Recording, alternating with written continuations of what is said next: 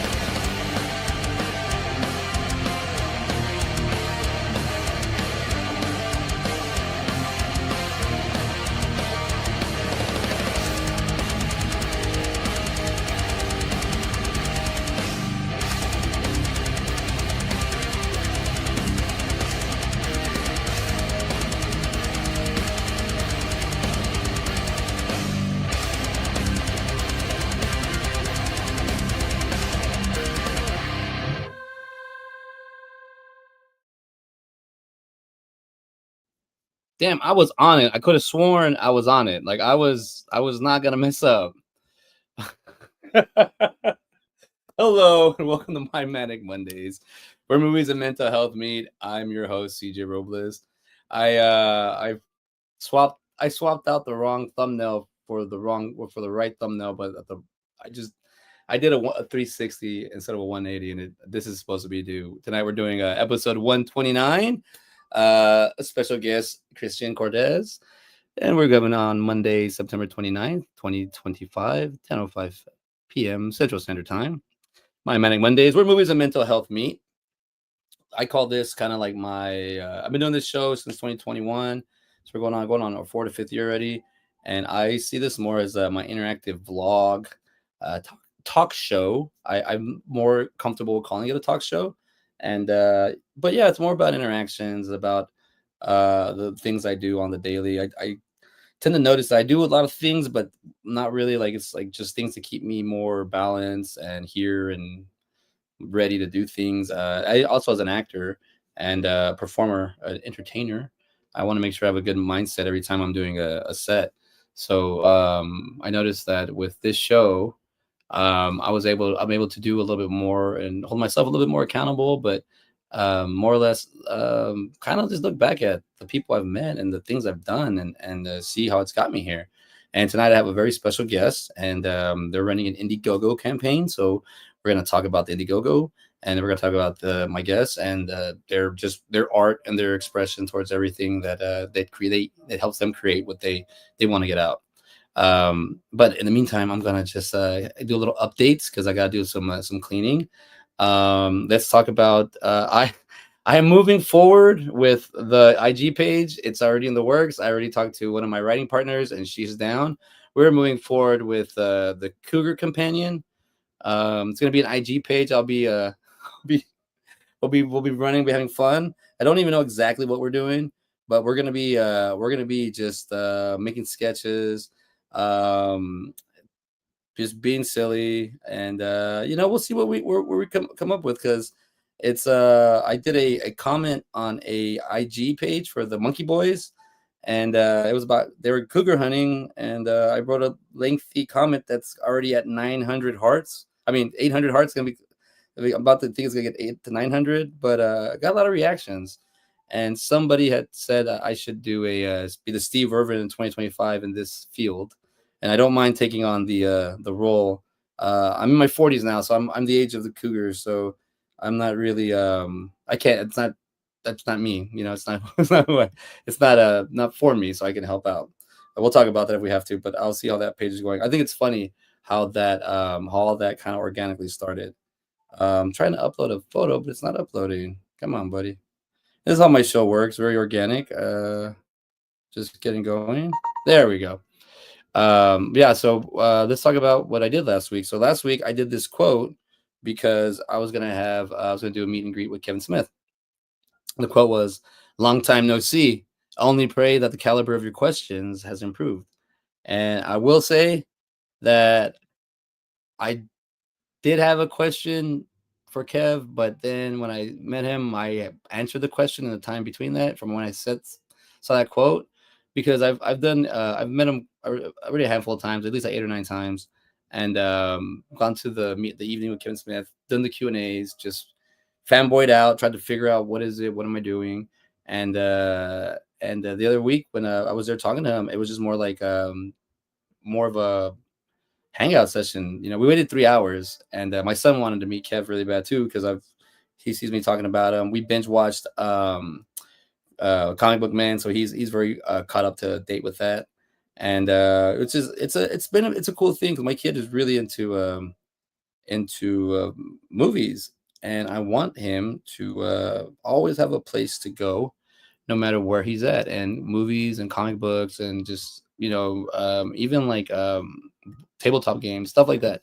Anywhere you can go where you can use imagination and where people like support you or whatnot. So here's me with Kev and my son.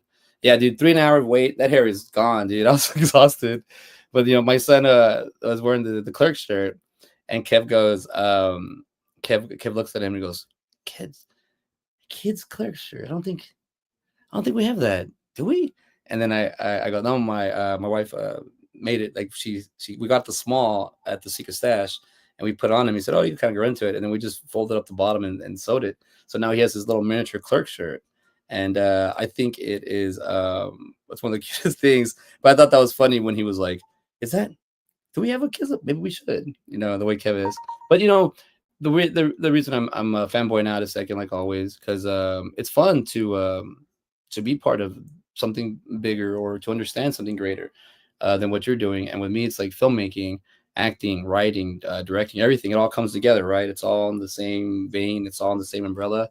And going to New Jersey and going to meet just like everybody from the View School, everybody that's part of the shared universe, everybody that's just kind of in that little world. I'm way over here in Texas, and I always want to like go over there. I always want to be at those events, and it's with planning I can do it, but it's challenging. And the flights aren't really expensive. It's the what do you call it? The board, the room and board. So, well, the boarding, sorry, I should call that, and that's what gets you. But I had Kevin sign my Mallrats poster, so now I started this year. So I have Jason Lee, Brian Halloran, I got Ethan Suplee, Jeremy in London, I got Jay, and right there you see CJ, Kev, as Kevin says, "I love you." So all that we're it's all for something, right? This is something I like doing. These are side things I'm doing now with the posters, and but every time I go to the View Skew or New Jersey or everything I do over there, it's all with arts, and it's a lot movie heavy. Like I love like the movie conversations that we have over there, and I love all the hey, how's it going? And I love the just everybody that when I go over there, it's just such a great little it's a great what do you call it, hang. So I got lucky because I got to meet and befriend one of the I guess I don't even know where to begin with this gentleman because he's just all over, just awesome and creative and very well spoken. Just talking to him right now I'm like yeah, dude, it's like very very cool to talk to this individual. um so without further ado, I told him I was gonna do 5 or 7 minutes, and I'm hitting 8. I'm hitting 9. Let's get my guest out tonight. Ladies and gentlemen, please give me a nice warm and welcome for our guest, Christian Cordes. How are we doing, sir? How are you doing, Christian? What's going on, man? How are you doing? How you doing? Doing well, man. I do the monologues for stand up or just for my shows, and I kind of have an internal time how the time's going, and I think I'm at like 3 minutes. I look, it says 8 minutes. I'm like, oh crap. I heard, what's funny is I heard the alarm go off and I was like, that's definitely his timer for his opening little monologue, which is fine. Like, hey, you took a little bit of a break between this episode and the last one. So you know what? You get the extra couple minutes to catch the people up with how you're doing and all the things that is happening. Yeah, I love that photo of you, your son, and Kevin, especially the little clerk shirt that he's wearing as a dude. huge Kevin Smith fan. Like, come on, that's so dope. I can only imagine how awesome that must be. Dude, that's like, oh yeah, dude, it was funny. And then like my son's been like photo bombing my photos like this. He'll smile. I'm like, where do you get this from you? I'm like, I guess. Thanks. He does this thing to me now. He smiles, and right before they say cheese, he goes, pan face. That means he's developing excellent comedic timing, and we just need to feed into that. Dude, I don't even know anymore, man. I think I fed too much. Like I'm like he's No getting good. such thing. We Dude, always he want knows. the kid to be funnier than how we are. I'm not a dad yet, but like I Yeah, I would get hope, you though. I would hope that my son or daughter is funnier than me. You Because know, especially with how bad my jokes are, oh my god. it's it's not bad, but when he's actually good and he's on point, like let me tell you, this is when he roasted me when he was like, was he 7 now? No, he was 5. I mean, it was last year. I go, I was like looking for my keys, so I go do stand up. I had my book. I got my book. I got my tripod. Where are my keys at? Where are my keys at? Well, I was still playing. I play basketball, and I have like this thing you put on that just holds the basketball in your shoes. And my son calls it the purse. And then I go, hey man, I go, babe, you see my keys? And he just goes, why don't you look in your purse? I was like, Wow. oh Wow. damn. But But you I know, was like like, that's not like, it's not necessarily riding the line of him being like disrespectful as much as it is like he's riding that very thin line where it's like, okay, that's just funny enough for that to slide, it's like of course, clever. yeah, that thin line, like thin, razor hair thin. It's like you're lucky that was a good joke.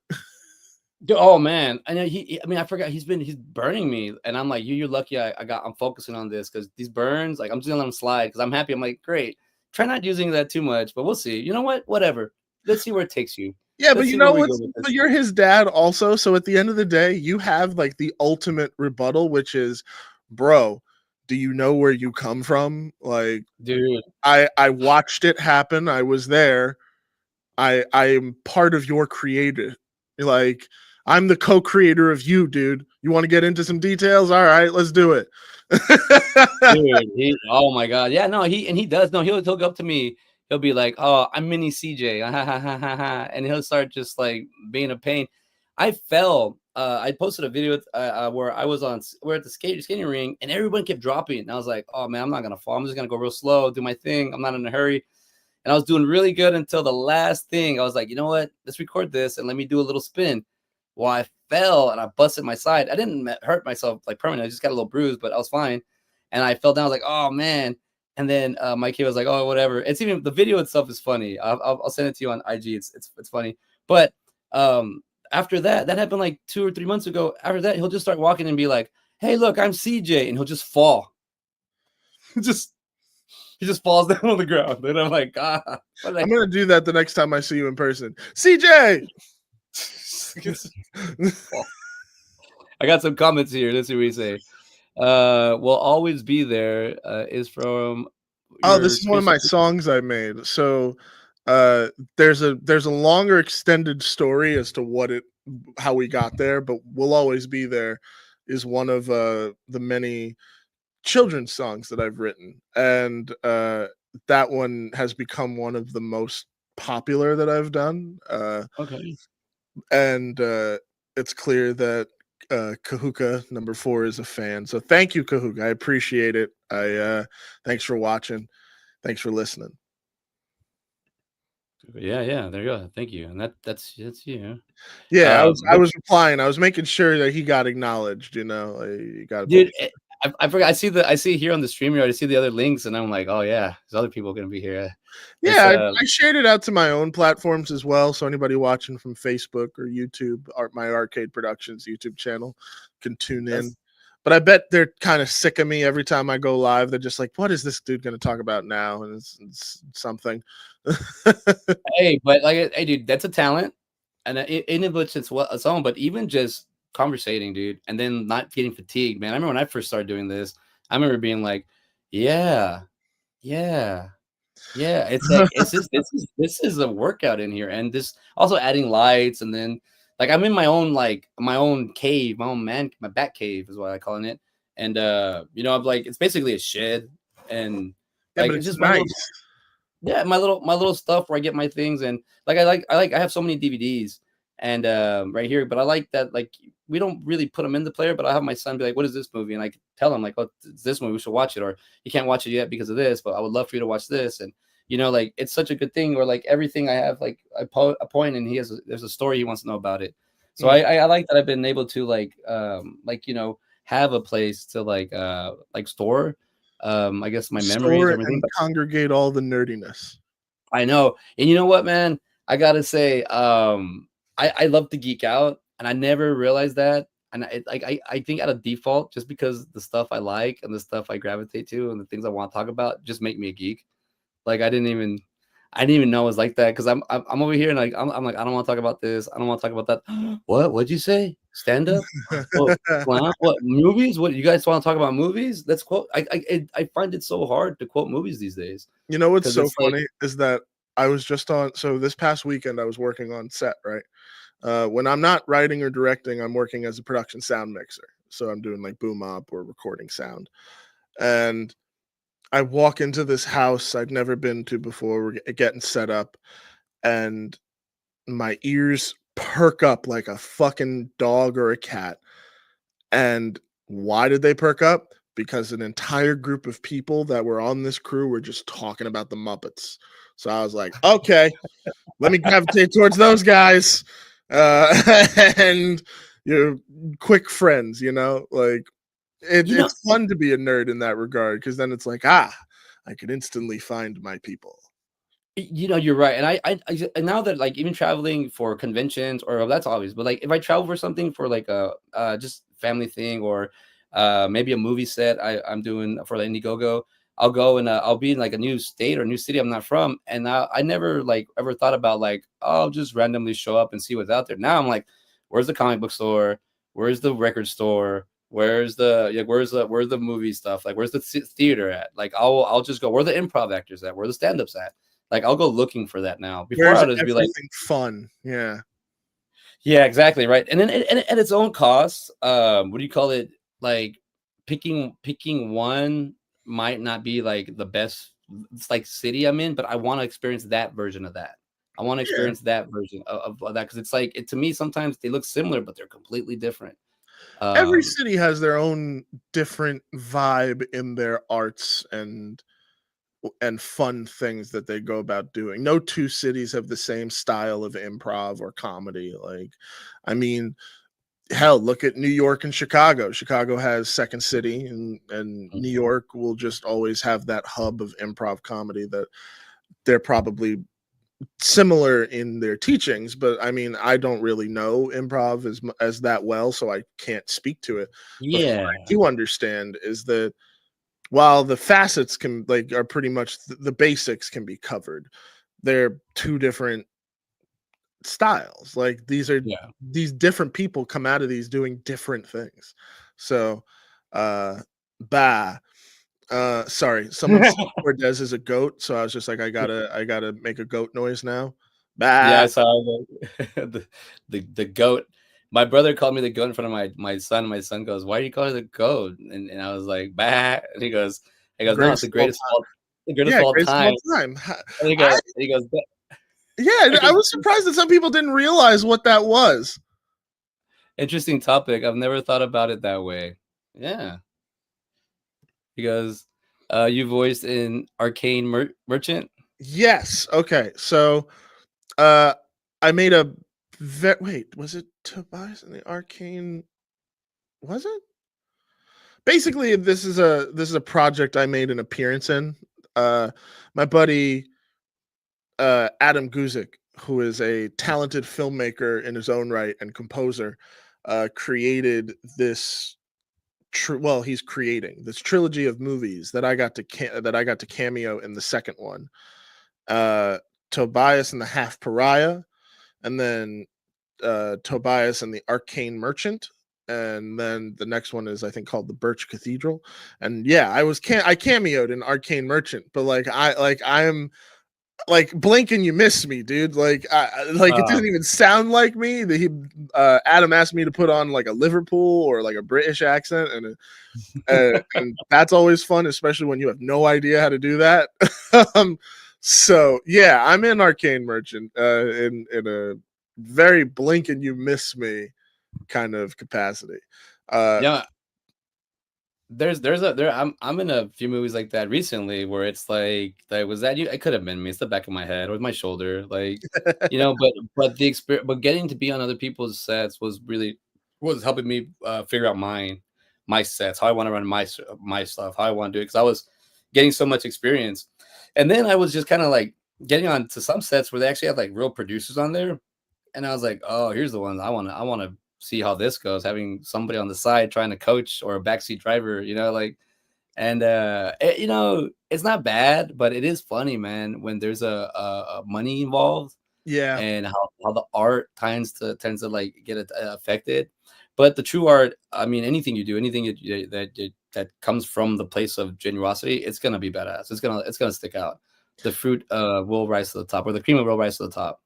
And I think that part of the creative journey in making things like that is that you do find, listen, finding people who will pay for your thing, like money as as an investor, is already a wonderful thing.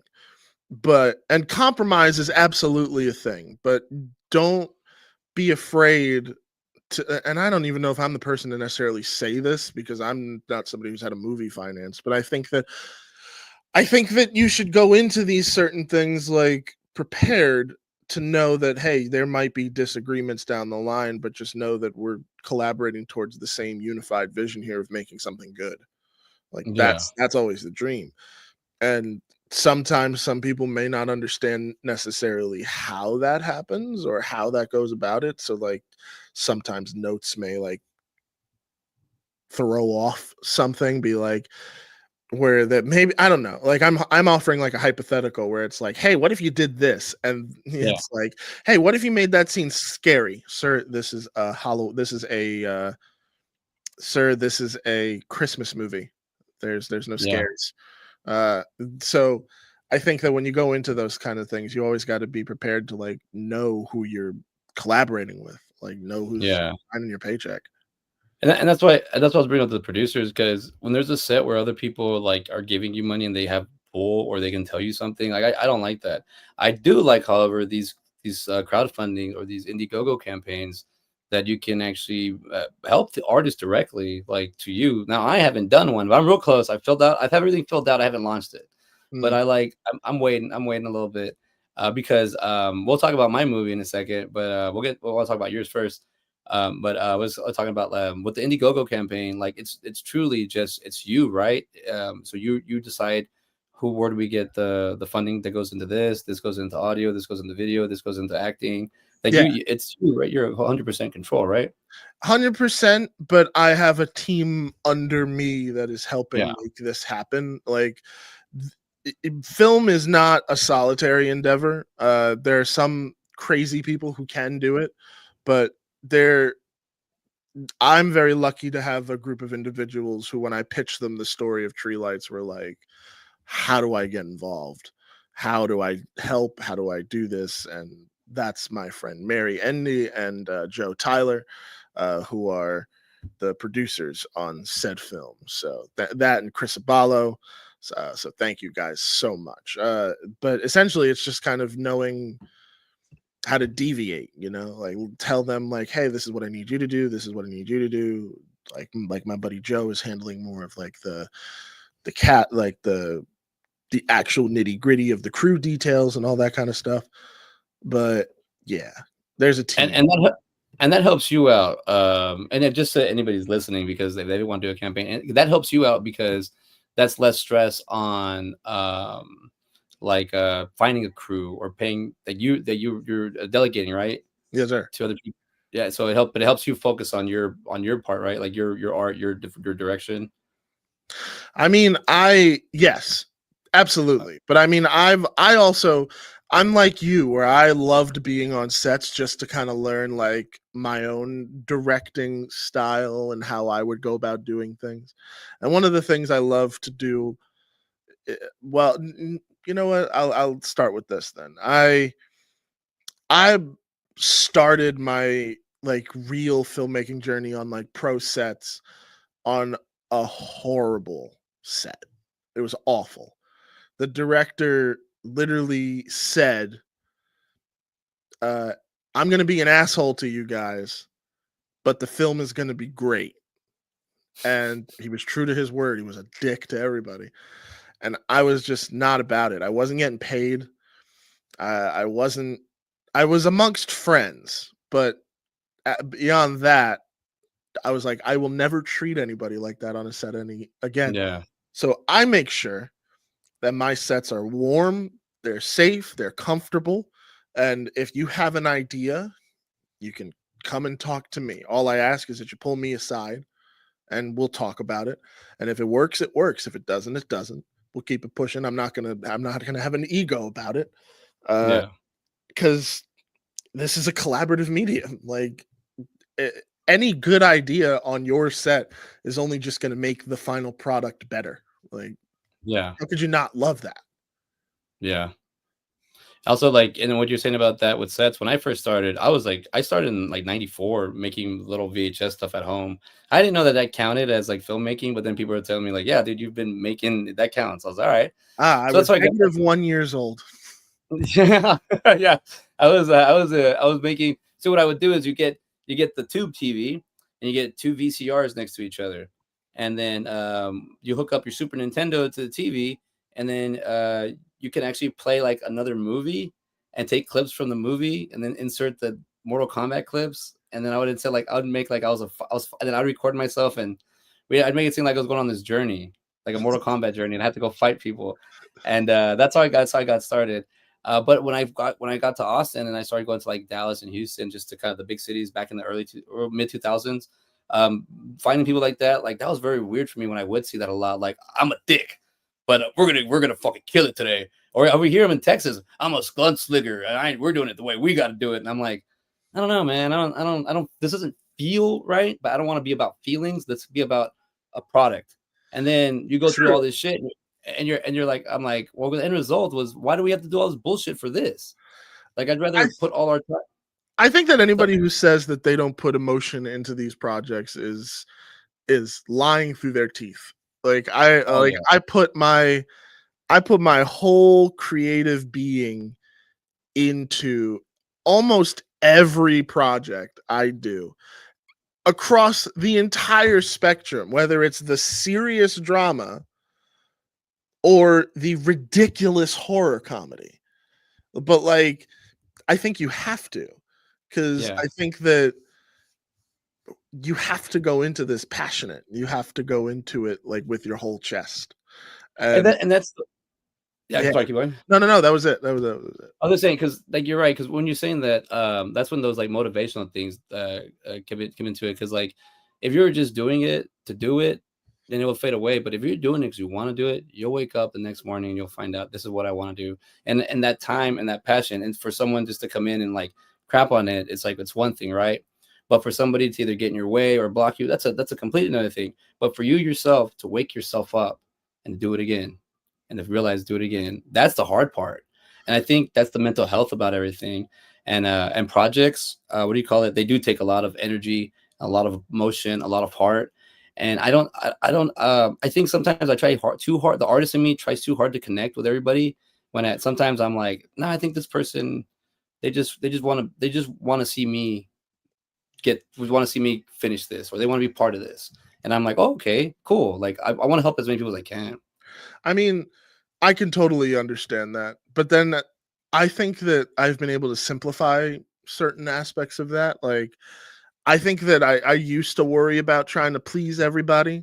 But then when I kind of shook that off a little bit, I realized I was like, wait a minute.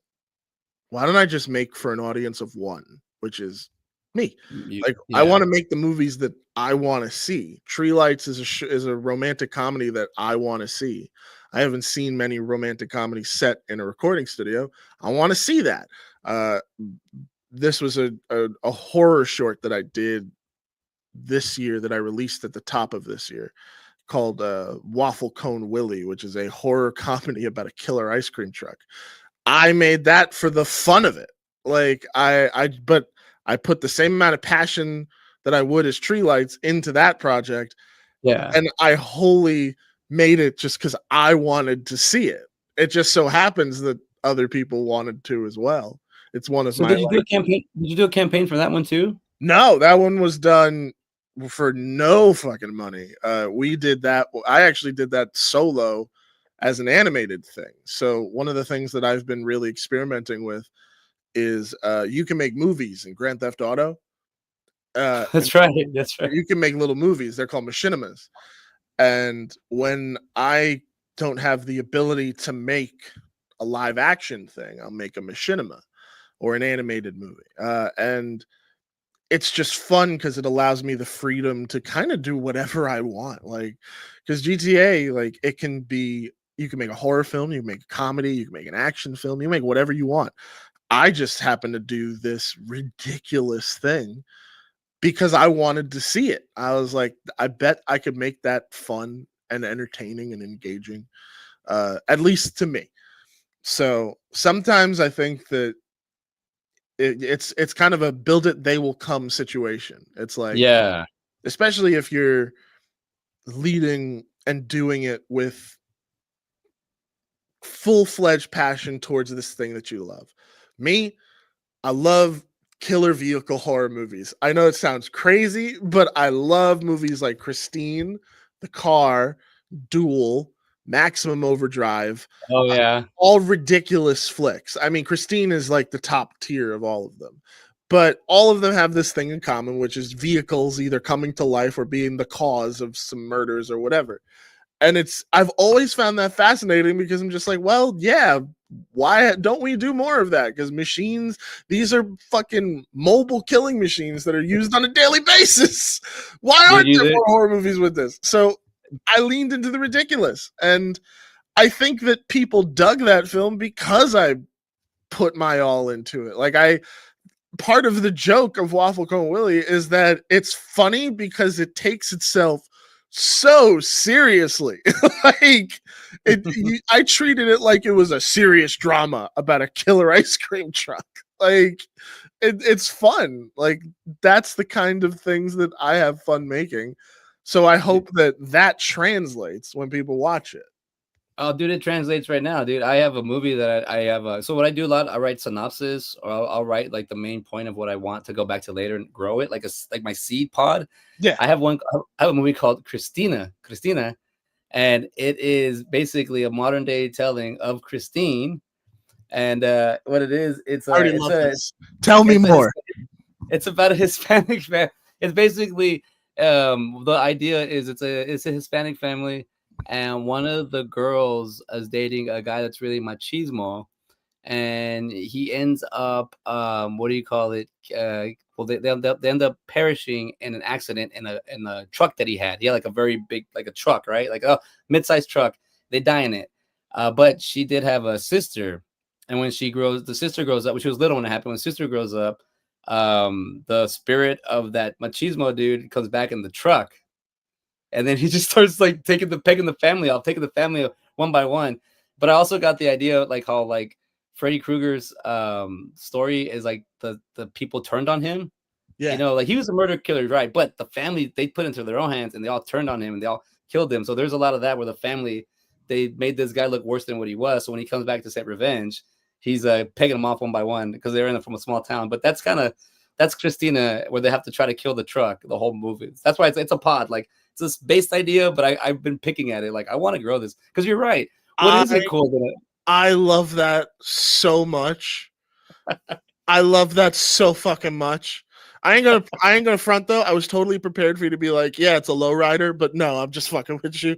Well, dude, I would think low rise, yeah, but I'm there's the two Hispanics. There's the city and the ranch. I'm from the ranch, so the truck sticks to me. But like this, but it's so funny too because I could totally see what kind of truck you're going for too, and I'm just oh my god, that I'm not so like, it's so good. I love that so much. There's a lot of accidental death scenes where people die because they like, I guess they profile the vehicle, and you know, there's a few cops that get killed. There's a few people in HOAs that get killed. There's a few people, you know, that they're like. I love that premise so much. The truck has its own agenda, but these other people keep getting in its way. So it just It's kind of like the Christopher Walken Headless Horseman, Sleepy Hollow character, where he doesn't really want to kill the Casper Van Dien character, but he just gets in his way too much. He just slices them in half. Ah, Like, yeah, see, like he doesn't want to fight you, but you're just so much in his way. This is kind of like where I got that idea this is like to see it's what they too had. bad you're in the way now. Uh, Yeah, Considering mainland studios helped while making Waffle Willie film, what if you're someone else? Okay, I've had this comment a couple of times. So a lot of people follow me on YouTube because I make song. So here's what happened. okay, let's do this. So a couple of years ago, I started writing original songs about Thomas the Tank Engine. Why? Because I was a musician who was just starting, and just like film, you're taught write what you know. So I knew Thomas because I used to love that show, still do. And I was just like, okay, cool. So I put the song online and it became pretty popular. And I was just like, I'll keep doing this. This is fun. It also created some opportunities for me to voice act, which Jeremiah was also bringing up before. But essentially, I've just kept making these songs about these characters, and they've become like pretty popular and fun, and people use them. People make their own music videos. It's really cool. Mainland Studios is one of the people that I've written music for. I wrote a theme song for his own Thomas project. But one of the things he also is he's an amazing 3D modeler. And he Okay. created some models for Waffle Cone Willie that got ported into GTA. But unfortunately, the scene that they were going to get used in got deleted. And I gave him the credit because I plan on using it if I do make a sequel to Waffle Cone Willie. I really want to. I really want to use the title Waffle Cone Willie Bloodlines. I just love it. It's so stupid. I have to make a sequel just to use that title. You But put it in 3D with like syrup. yeah, exactly. But essentially, people have been asking me if I would do a crossover between Waffle Cone Willie and what's called Choo Choo Charles. And Choo Choo Charles is kind of a similar thing where somebody took Thomas, made it a horror parody, turned it into a very popular video game. And somebody was just presenting the idea of like, well, what if these two crossed over? And I was like, that could be fun. Like, I don't know how I would do it per se, because Choo Choo Charles as a character requires like real animation. And Yeah. GTA, the way that I make them, it's not that. Like, I'm not animating like a Pixar movie. If anything, I kind of treat GTA like just a live action film shoot. You set up your angles, you set up your cameras and your timing of certain things, and then you just kind of film it with the tools readily available. This Yeah, is that's Choo Choo Choo Choo Charles. That's Choo Choo Charles. That's the scariest shit, dude. Dude, people love this dude. And to be quite honest, I think it is kind of funny. I think it is hilarious, like as a just a thing that exists. The story, what's actually really cool is that the guy who made this game, he filmed his entire process of making it. So you can go on his channel and you can watch him develop the game in real time. And it's That's super, badass. super cool because I was like, that's what it takes to make a game like this. And yes, that's the truth. And it's a lot of fucking work. Dude, just today, just for like, because I have a degree in motion graphics animation, so that's a lot of the stuff I do is always like moving around and stuff. But I was just looking at video games, and I remember hanging out in the video game department at my community college, and just seeing like the people explaining me stuff, and I was like, oh, we're not. This is like 10 years ago, so I was like, we're not too far away from me just being able to like copy and paste an image on something and that's 3D, and they'll just move it like the old like 90s games where they fight and they just look kind of like paper characters. Yeah. So I was like, you know what? I hang out with a bunch of comedians. I was like, you know what I need to tell these guys? We're gonna do a photo shoot, and I'm gonna make them be like mystical, make up your own characters. You're gonna turn them into beat 'em ups. Yeah, we're gonna be a video game, and then we're gonna use our real life attributes. And I'm gonna be like, if you don't do shit, you're not gonna have anything. But like if you're a comedian, funny. Yeah, like if you have a comedian and you're really funny, we're gonna put that as your strength. Like I'm always like, this, so I'm like, all right, but I want to do something like that so we can. I hang out with too many comedians where I'm like, I'm bored. Let's just do this. They say yes to everything. So everything Yeah, I but say, they say, I like the idea that the stats are accurate to like how they are in real life. "Oh yeah, dude." I think that is so funny. Like the idea that okay, maybe one comedian's not as funny, but then they got political incorrectness bonus. Yeah, dude. Or Like, like, you'd be like, I would think like, yeah, your bars are weak, but your grill game is skills. So yeah, you're good. You can cook. So like, you cook for the group, so it gives you bonus points. Or there's like, beat 'em ups that, and then there's stand 'em ups. there we go. Like I could just see them when they what's the punchline? I set them up, you knock them down. Nah, it's just, Oh my man. You god. know what? With doing comedy now, more and more since I've been working at a comedy house for 4 years and being more around it, I'm like, it sucks knowing that the less I say, the funnier I am. Like, I'm like, I have to just, sometimes it's the little things. Dude, when I was in Colorado Springs Comic Con, Jay Muse was over at his table, and it was a Friday, so it was really chill. And some guy comes around and he's talking to Jay, and he's like, "Oh, hey Jay, I didn't know you were gonna be here." And Jay was like, "Yeah, I'm here, man." I'm like the headliner. Like, he's all over the place. And then the Jay goes, "You know what, come by, man, and I'll give you the deal or whatever." And the guy, and I just finished talking to Jay, so I'm putting all my stuff in my backpack. And the guy goes, he goes, Jay goes, "Do you want to do something?" He goes, I'm debating," and just off my third grade or my eighth grade mind just said, "Yes, but you hurry up, man. You're more like masturbating."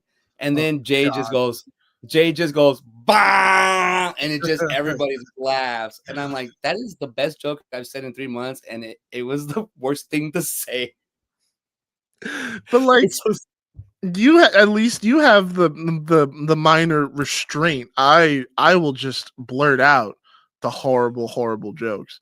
Like, don't get me started on some of the things that I've been saying about our current political climate. Like, just oh, the things dude. that I've been saying, I'll keep it at that. Go, dude, go with it, man. Go. I'm saying, like, it's okay. I think we're all. It's just a big old smorgasbord of just splatter, and I'm like, does that make sense? I don't know. It's just Monday. Let's just keep going. Like, Oh my like I god.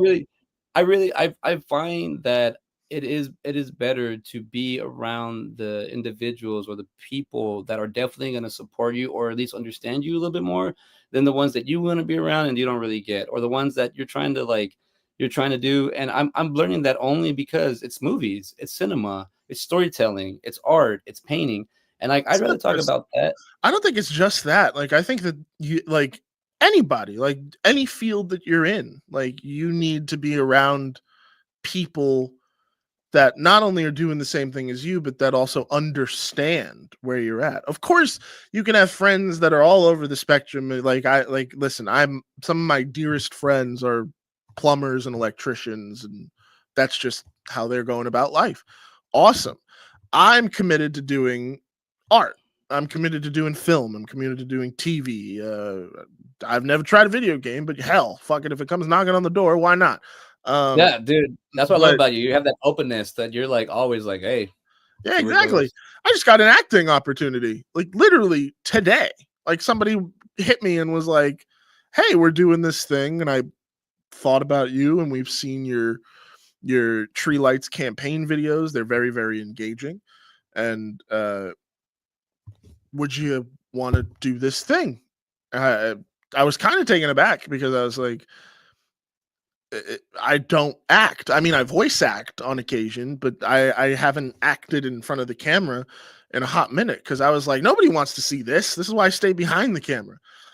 But I guess that's not the case. So I don't know. like again, but being open to the opportunity, it's like, okay, I guess this is just another side quest. Cool, awesome.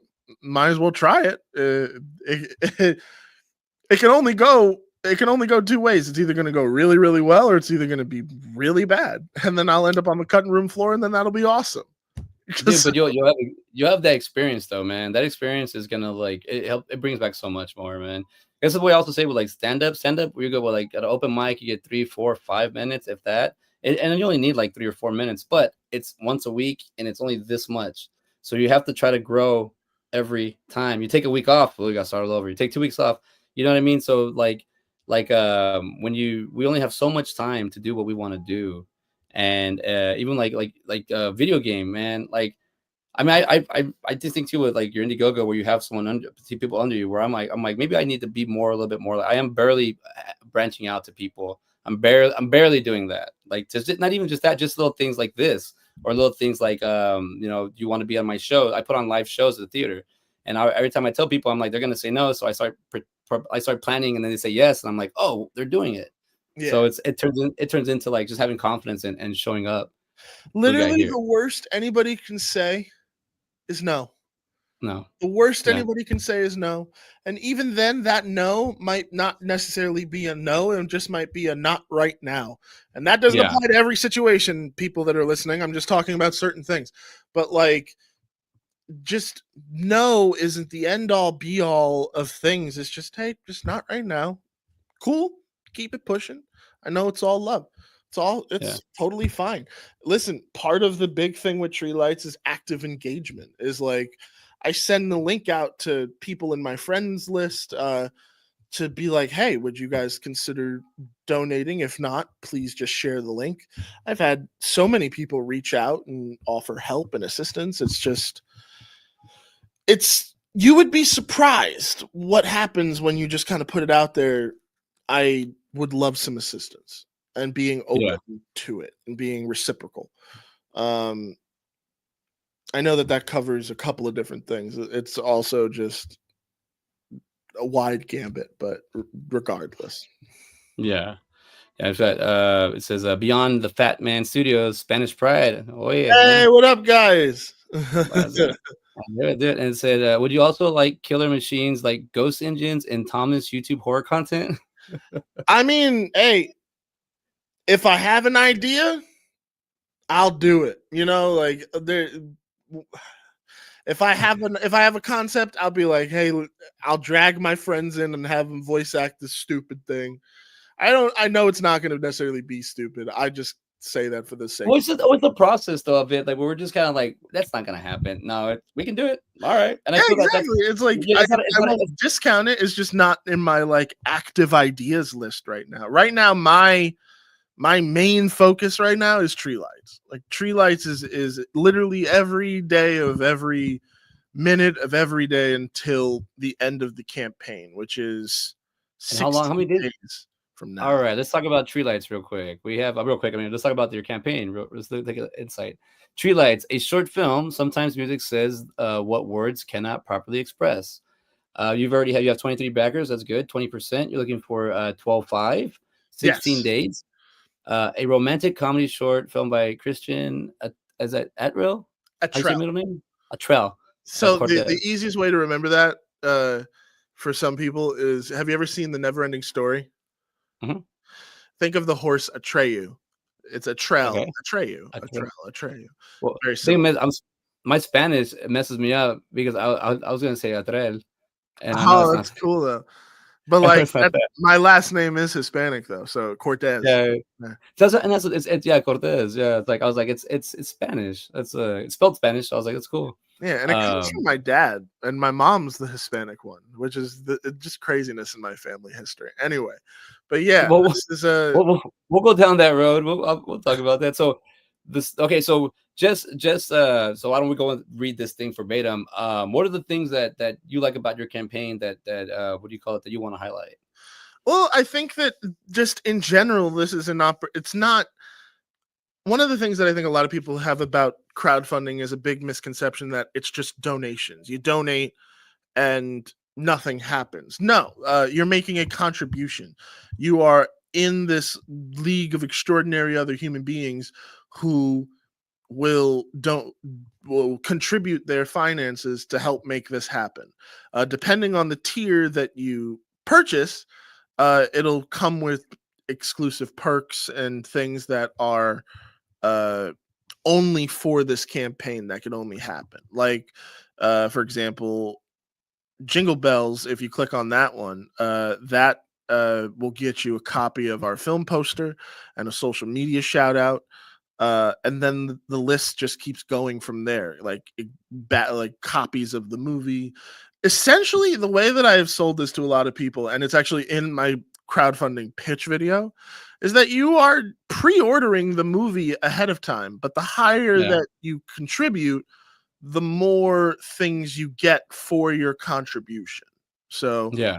that's our Tree Lights campaign. But Tree Lights, to explain the premise, Tree Lights is a romantic comedy about a songwriter named Mark who's been tasked to write a Christmas song for his best friend Flynn's upcoming holiday movie. The catch is that he has been paired with his ex-girlfriend, aka the one that got away, to produce the song, and she's going to be singing on it. Trouble is, she has no idea that the song was written about her. About her. Yeah. Yeah, so That's badass, dude. it's juicy stuff, man. It's juicy. Uh, spill the tea. But yeah, no, man. It's Tree Lights actually came about uh because a couple of years ago I wrote and produced my own Christmas album. I was very, Okay. very proud of it. It was called In the Key of Christmas by Christian Cortez. Shameless plug. Go check it out. But there was one song on there that I kept hearing from people that they were like, I love this song. Like, I love this particular song. Like, it's so, so good. And one of the coolest compliments I ever got was that my buddy, shout out to Ken Krantz, I was on his podcast and he was talking about how his wife overheard him listening to the song and she was like, "Oh, what's that from?" He's like, "What are you talking about?" He's like, "What movie?" She's like, "What movie are you watching?" He's like, "No, this is my friend Christian's album." And she was like, "Wow, I thought that was a movie you were watching. Like that belongs in a Christmas movie." And I just was like, "Oh, that's such a wonderful compliment to the filmmaker in me." But then it got the gears turning and I was like, well, what's this Christmas movie about? And that's where Tree Lights was born. Dude, I think in the way that I think movies are going and just right now independent, I think something like this, especially for a guy in his 40s who actually might like have go through something like this, because when time passes, when when you with somebody and you break up, and in the future and you're in the same field, you could cross paths and you will have to go through something like that. So it's a comedy. I would like to feel like, oh, let's see, Yeah. It's a um, comedy in the respect that it is it's a sticky situation. It's like Mark has to not only perform this song that he wrote in a couple of hours in the heat of procrastination. He has to produce it with the love of his life that got away singing on it. And she hasn't heard the song yet. And having to reveal that is probably just a band-aid he doesn't want to rip off, because the quote that you used at the beginning of the show is something that I truly believe is at the heart of this thing. But to paraphrase, essentially, it is what happens when music can speak for us in a way that words or otherwise normal speech can sometimes fail. And yeah, for Mark, this song offers him closure for this part of his life and this relationship. And I don't want to give away per se how it ends. I'm very, very yeah, proud of where it goes story wise, but I think that people are going to be kind of surprised as to where it goes in terms of the story. But I think that no, I know Tree Lights is definitely for people like me who really feel music in a different way, where it's like, yeah, sometimes I can't talk about how I'm feeling, but I can put on a song that'll almost let me feel and discuss those feelings without saying a word. yeah. What did you feel like? Did you feel like because your exposure to like with like the way your family was in the music, did that rub off on you real easy as a child, or was it something that you interlocked on your own? You're just like, oh shit, like I can do this too, or this is part of me. When did you really like I think a feel? little all the above. I think growing up in such a music centered household, my my dad my dad was the lead singer PM Dawn. My mom worked in the music industry and she also plays the bass and she's dope. Don't let her tell you otherwise. Mom, I That's love about you. My brother is a multi instrumentalist. The kid could pick up something and probably learn it in a day or two. He's ridiculously talented. Same for my sister. She's a remarkable singer and songwriter. So I grew up in a very musical household. But funny enough, I didn't start making music until right around the time my dad got sick and then eventually passed away. Film for me was my creative expression. I mean, I've always felt music and understood it deeply, but like I always thought that you needed other things to make that. Oh, excuse me, it's been a long weekend. Yeah. I always thought that you needed, other things to make music. And while yes, of course, knowing chords and some theory help, a lot of the music that I make is just based off of that feels good, that feels right. Let's go with that. So I I'm very lucky in that regard. Like I know that I'm not alone in that feeling of like how music affects me and how it helps. I know that there are people out there that feel that don't work in the arts and just it helps them cope with anything. But for me, knowing how integrated it is into my life, it bringing that into Tree Lights is something I'm very excited about. And the story, what do you call it? Was it one of those stories that you were just feeling like I'm just writing, or was it after over a time you just kind of felt like you just kept adding into it, adding to it, adding to it? Or was it just like sit down and I think I know what I want to do? So originally, I wasn't going to write it. I've never written a romantic comedy. And to be quite honest, up until a few years ago, I was not a romantic comedy guy. Like, like when you're growing up, you're like, that's a chick flick, Yeah. like, I mean, to an extent, they're still chick flicks, but they're good ones. Like I finally saw Pretty Woman, and I was like, this is fucking amazing. This is a great Yeah, it's fucking good. movie. Julia Roberts has my whole heart. But I originally didn't want to write it. I thought it was going to be a situation of, oh, I'll have my friend write it and then I'll direct it based on maybe some ideas that I contribute into the script. Yeah. And then, as one does, I got impatient and I apologized to my friend Chris for this because originally he was going to write it. But then I just kind of took the reins. I was like, you know what? Why not? At least let's just write one draft, see what happens. And even then, I didn't know where I was going with the story. And then finally, one day, it clicked what it was, and I just kind of wrote it. Like I didn't outline it. I didn't pinpoint what was going to happen. It just stream of conscious. I was like, this is what's going to happen. And I thought at the end of that, I was like, well, this is a steaming pile, you know. I just thought, man, no one's gonna buy this. And I sent it to my buddy Ryan Scott. Ryan is a filmmaker who I've been working with for quite some time now. And the joke is that we grew up less than 5 minutes away from each other. And if we had known that, we would have won an Academy Award by now. Oh yeah. But we've been working on each other's projects for quite a few years now, and I will send him scripts because Ryan's really good at notes. If he's the Frank Oz to my Jim Henson in that regard, like, be brutally honest. Tell me if you fucking hate it. So I was prepared. I was like, he's gonna tell me this is hot garbage. I can go about my day, get the thought of writing a rom-com out of my system, and then I hear back from Ryan, and he's like, bro, this is one of the best things you've ever written. I was like, yo, what the hell are you talking about? And he's like, I have no notes. This is freaking great. Nature of the beast, man. And it's not that I doubted the writing per se. Like, because it was a topic I'd never tackled before, I just assumed that it was going to come across as hokey and unoriginal and uninspired. But like, I think that what I perceived as weaknesses were also low-key kind of strengths. Was that Yeah. because I'm not necessarily a rom-com person, even though now I consider myself a fan.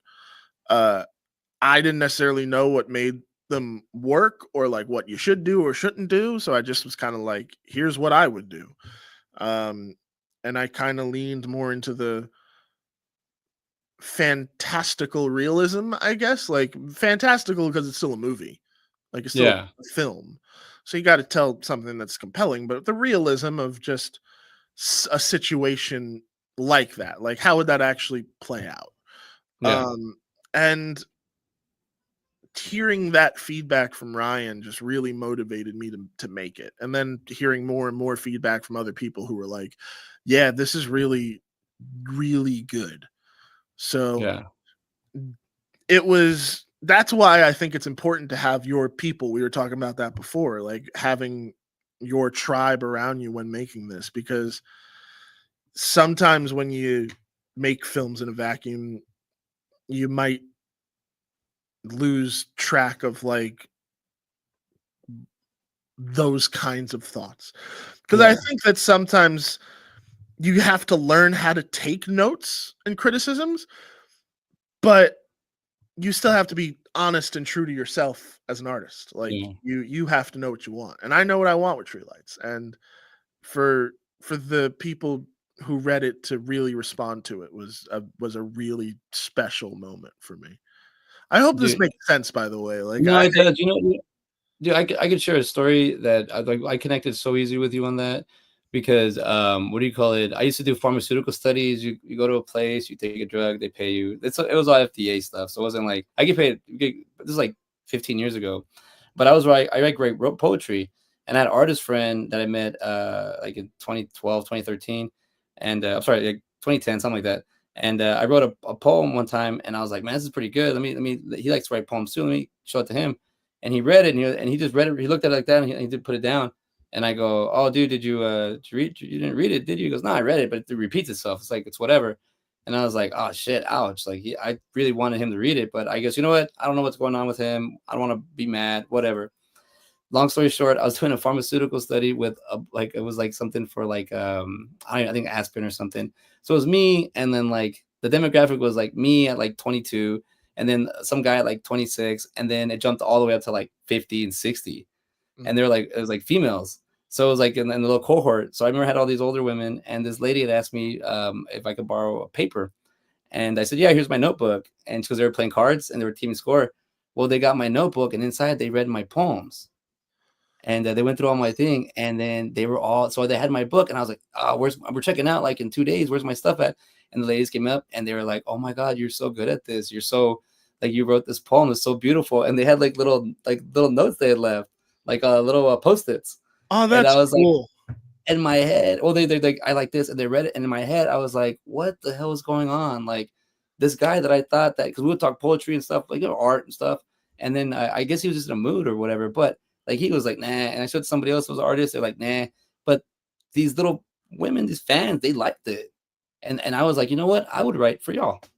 I don't care Yeah, about. that's the thing is like not everybody's gonna love your thing, and you need to be comfortable with that. I mean, Tree Lights, I think, can be. It has the potential to be one of my more universal films because I tend to write comedy. Like I try to go for the laugh, and Yeah, Tree Lights is a romantic comedy, but it is my first attempt at kind of a drama, and through that, you realize like people are just gonna immediately look at that and be like, no, not for me. And that's yeah, fine. If you want to sit this one out, that's your prerogative. I mean, hell, uh, we were talking about Waffle Cone Willie before, my horror film. Like, I could understand if somebody doesn't want to see that. But at the same time, that's my most viewed short film on my YouTube channel. you said So on your YouTube. I'm gonna look it up real quick. I'm like, there's something there. So I think that any art will find its own audience. Like it takes work. With you, that little experience was like, oh, these people liked it. That's cool. Yeah, that's awesome. I And just if I would have never given that notebook, I would never have showed it to them. And the fact that they went through it like that, like I should have just thrown it out there, but I yeah, hid it. and accidentally. So yeah, you're right. And then like the movie from Waffle Cone Willie, that was you as an animation, and now working and collaborating with a crew. Are you excited like to like because you like being on set either way? But is that the most that's like it's got to be like different, right? To be Oh like yeah, it's very different. I mean, I've done live action shorts before, like of this to a similar scale. okay, Um, there's a film, Just Desserts, that I wrote and directed, co-wrote and directed. That one has yet to be released. There's a horror short I did called Blurry that's also going to be coming out soon. Um, so Tree Lights, yeah, like I understand how this operates now. But those making like a film like Waffle Cone versus making something like Tree Lights, vastly different process. Like yeah. with Waffle Cone, I'm in my room by myself for hours on end, repeating shots to make sure that things get done right. Whereas Tree Lights, I'm so excited to work with our cast to bring out a performance and do these things, which I did as well on Waffle Cone, but I directed people voice acting. This time it's just in person, so I'm excited. So when you showed like I'm here on your YouTube page. I'm sorry, and I was listening, but I wanted to show because you were talking about the animation for Waffle Cone Willie, and now I'm looking at it and I'm like, yeah, this is how I can see like where was it? I just had it right here. Where is it? Is it It's this? right Yeah, there. like just that portion. So visualizing the short your tree lights and not like in an environment like this per se, but like is this help you out with like blocking with like setting location I'll be with like honest. This film, Waffle Cone Willie, really helped me understand that I should lean more into my instincts about what looks good. okay, Because I like a lot of animation work is timing and pacing. And when you're doing that as an animator, you're doing all that while simultaneously animating frame by frame by frame. With yeah, GTA, all these animations are already built into it. So you can do all the timing, but you can't necessarily go back in and edit the animation. So I can't make an arm go this way when it already goes that way. yeah, It's the presets, right? yeah, they're presets. So this was a film that really showed me like, oh, my instincts work.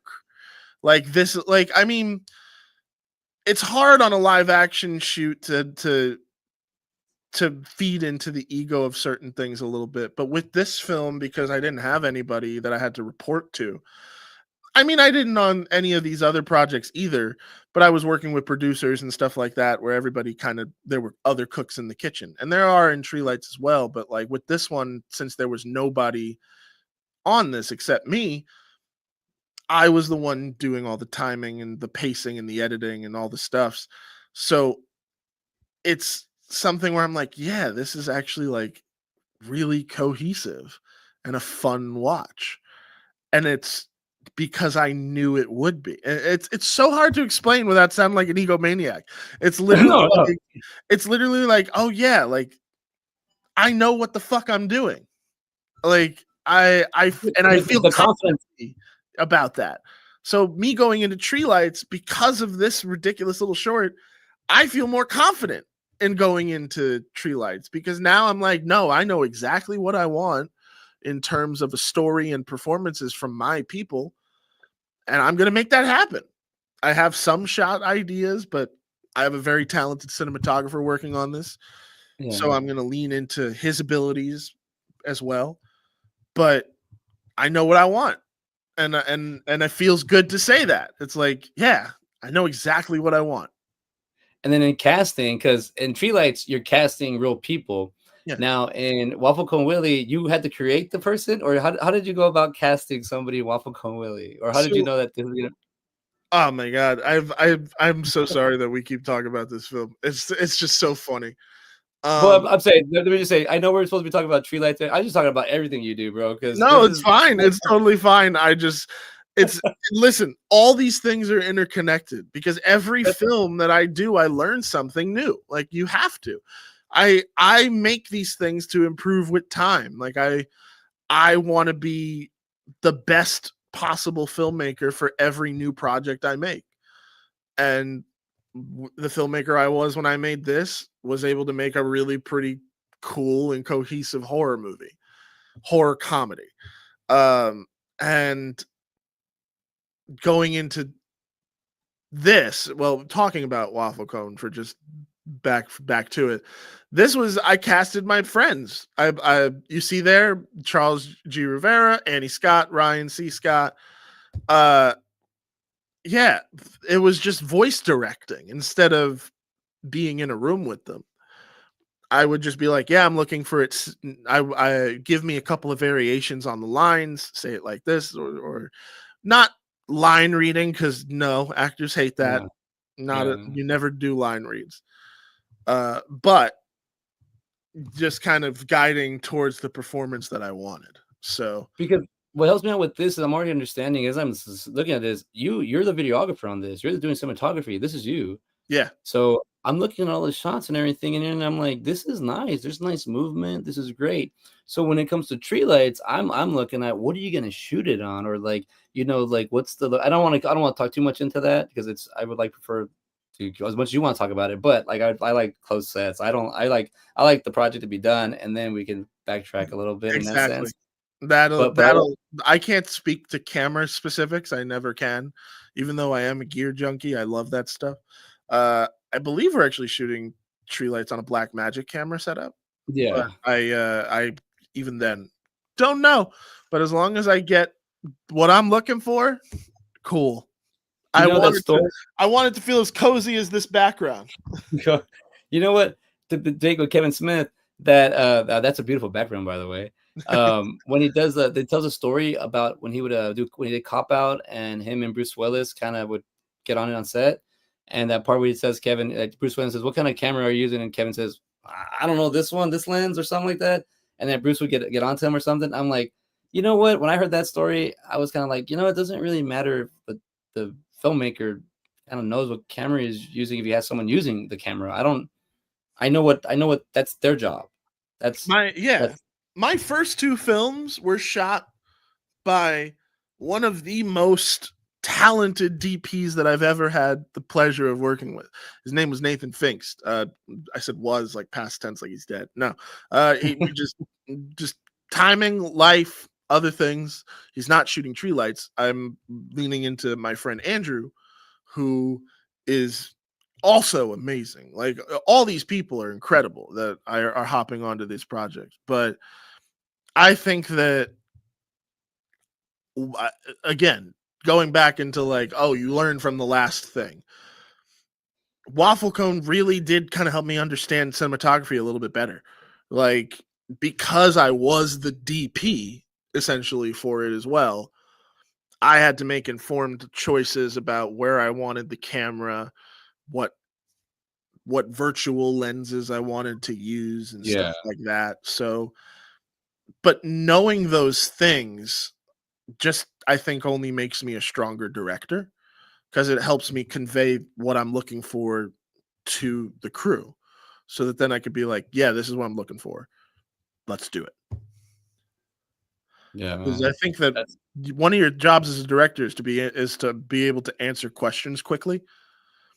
And I think I can confidently say, yeah, I can answer these questions pretty quickly. I know exactly how I want tree lights to look. I even know how I want it to sound. So, yeah, like I like to say as a filmmaker, there's no such thing as a problem. There's just infinity solutions. So I have to pick one. There you go. I don't ever like I've like so many issues. I have Murphy's Law. All that can go wrong will go wrong. So I just learned to go through it. Just it doesn't matter. Just get through it.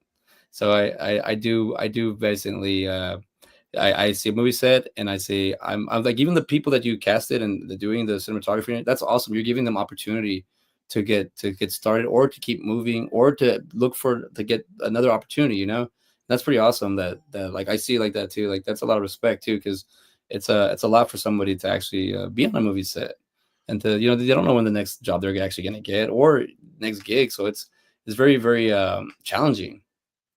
Yeah. But I'll say, like, when you already have that confidence that you already did one thing and you move on to the next thing and you move on to the next thing, the people around you start being like, "Oh, wow, check this out! Look what he's doing! Look where they're going! Look what they can do!" And that's what I see with you. I like talking to you a lot too, because you're not a one avenue, one street kind of guy. A little bit like me, where I like to like dip in everything, at least know a bit about it. I don't have to be hands on and be the best, but I at least want to know a little bit about it. And Yeah. I like that because you definitely do have that aspect where it's the film is here, the music here's here, here's the podcasting, here's the streaming, here's the directing, here's the producing, here's the writing. It's a lot, especially when you meet one person that just or tons of people, but you meet one of them that they're like, I'm just a writer, I'm just an actor. I'm like, Not how in do you this day just and age. I know, and I'm like, how do you just be one thing? When I in 2013, I lived in LA for a year, trying to really understand all the filmmaking thing, and it did help me out a lot. It helped me more on that politics side that we all have to worry about. But and I don't mean politics as in like government. I'm talking about just the one thing you get. Don't be rude to people on set, because the next set they could be your boss. So I Yeah, was always like, that's the one thing about film that is will always remain true, is that film, especially in the big leagues, film is very tight knit, clicky, and you want to treat everybody the way you want to be treated, because you never know. Hey, Joe Schmo, who just got you coffee, might be running Paramount in like 3 years, just because yeah, that's how these weird trajectories go now. So, I mean, that's yeah, why I also preach about having these fun and collaborative film sets, because we're doing these things for long periods of time. Like, I mean, my shorts have not exceeded 3 days of shooting. Um, Just Desserts was three overnights. Blurry was two nights, and Tree Lights looks to be three. okay, Well, 2.5. But you're in these environments with these people for so long that, of course, tensions have the opportunity to flare up, but it's how you work through those moments when things are like stressful. yeah, And that's when people can really shine and tell you who they are. But again, it's to not fall into that pit of despair, because you never know what could happen. So that's why I always try to make sure that these sets are cool yeah. and collaborative and fun. So And then I think it's important that especially I'm independent, you're independent, and you're making this all independent movie your own way. That's I think, like, always I tip my head out to the indie, because it is hard to just throw it out there to want people to, like, it's not even like that. You're competing with big major movies, and not even big major movies that are coming out now. I mean, movies from like 20, 30, 40 years ago that people still want to hold true today, which is great. But there's time being spent, right? So, like, I ask you this: when you were writing Tree Lights, what do you call it? Well, let me just ask you, how long did it take you to write it? um mm, I'm gonna say about a week or two. Okay. Um because sometimes what I'll do is I'll like write in a fury for like 2 or 3 days, and then just kind of take a breather, then go back, finish, uh, and then just keep doing revisions. Meaning, like, I like just keep going back, changing dialogue, doing all those kinds of things if I have to. Um, but yeah, once I kind of knew where the story was going, it didn't take very long to write. And that usually is what happens. I am an advocate of outlining, but sometimes things that I write, I don't need to. The last feature script that I wrote completely came to me stream of consciousness for the first draft. Now I know what the story is. So now for the Yeah. second draft, I'm going to go back in and just chip away and see what Yeah. works, see what toss what doesn't, and just kind of keep strengthening the story that way. Yeah. You want that big clump of clay that you can kind of work on, but you got to get to that clump of clay. It Yeah. takes time, but you get there. Man, that's awesome, dude. Like, Honestly, dude, I didn't even realize an hour 19 has already been passed. Are You're you like you do serious? this so, yeah, dude, Holy you do this so crap. quick, so smooth. And then I like this. I mean, I'm gonna watch. I haven't seen it, but Waffle Cone Willie. I'm gonna watch it probably on the second because I have a deadline. I'm taking a break from editing a little bit, but I have a deadline that I gave myself October 1st. We shot a movie last year, my buddy and I, called Sick and Twisted. Ooh. We shot it in 4 days, and we just saw. I mean, dude, my buddy was like, he's a stand-up comic. He had an idea for a movie. He likes movies, and he was like, "Hey, we should do this." And we went with no script, no storyboard. We just kind of had highlights, and when we had a fight choreographer on set one day, we had a whole one day we had a bunch of like PAs. The next day we didn't have anybody, but like it Is was it fun. a feature or a short? This is a feature, bro.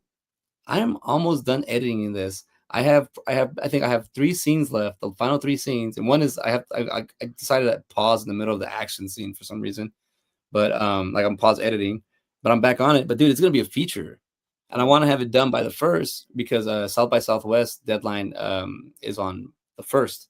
So for South by Southwest, the movie festival here in Austin, it's like pretty big. But yeah, no, dude, this is gonna be a feature. I gave Kev a signed copy of it last week because I want to somehow get it to do at the Smart Castle. You It's should totally submit next year, dude. Friggin' yeah, so, Tree Lights hopefully will be in Smog Castle next year. I mean, hell, I had one of my best experiences ever at Smog Castle. Freaking Just Desserts, my first real short, premiered opening night at Smog Castle to a fucking sold out audience. awesome, dude. Uh, yeah, it's wonderful until you realize you're playing to a sold out audience of over 250 people who are about to sit and watch your thing that you loved because you put your dumb jokes into it with your friends. Didn't really know how the rest of the world was going to respond to it. So I'm sitting in there like this. Me and everybody who went, they were all like, Christian, it's going to do great. It's going to do fucking gangbusters. And I'm just sitting there like, this, are you sure? Like, why did I choose to do this? And then lo and behold, they were right. We got some of the biggest laughs of the night. It was so good. It Was was good, so, huh? it was infectious, dude. Like, I had my head down for the first couple of minutes. And then when people started responding to the dumb jokes, then I was like, "Oh my god, I have them. They love this." And then when they laughed at this, like at the joke that I am the proudest of, like belly laugh, like dude, I felt like I was sitting in like opening night of The Hangover. It was so good. Like that's like, Oh, like that kind of reception we were getting. I was dude, just so happy dude. that people loved it. And I've low key been chasing that feeling. I know that I make these things for me, but like knowing that they can be received like that, it's so wonderful. And But help somebody else out with laughter. The Hangover. I accidentally saw that movie 6 times in the theater. That's a good one. I'm not saying my film is as funny as The Hangover. No, Like that's a good. That's fun. I love it. Like that's a good comparison. Like to get that feeling. I get what you're yeah, saying. because I unfortunately there's not really many mainstream examples of a lot of like in theater comedies anymore. I That's what mean, yeah. The Naked Gun came out and I really loved it. But like I will be completely honest, the crowd that I was in that saw it was abysmal. Like people were chuckling, not laughing.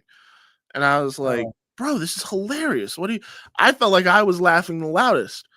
But sitting in that, listening to that, it just because when a movie is sold out and everybody is having the same experience, yeah. there's magic there. That's movie magic. So That's so that like when I graduated with my motion graphics degree, it's just associates applied science, but we went to walk and everything. And I walked, and it was like, I think they said something like 4,800 people at the arena, and they called my name, and just walking, feeling that it gives something to you, where I was like, I want that, but I'll find out. I'll find it out later. That was 10 years That's why ago. Kevin loves it so much now. You know, Yeah. like experiencing that, I was just like, I get it. I get it, Yeah. boss. I mean, I think, yeah, I love that. I love that feeling. And then just the fact that it's like an organic energy that's there. Like I did, when I did Electrónico Fantástico, that's my variety show I do at the theater. I'm on my seventh one, but my first one, I had to fill in some time, and I was like, I invited some people. They might not show up to be part of the show, but if they don't, in the meantime, I'll put one of my short movies in.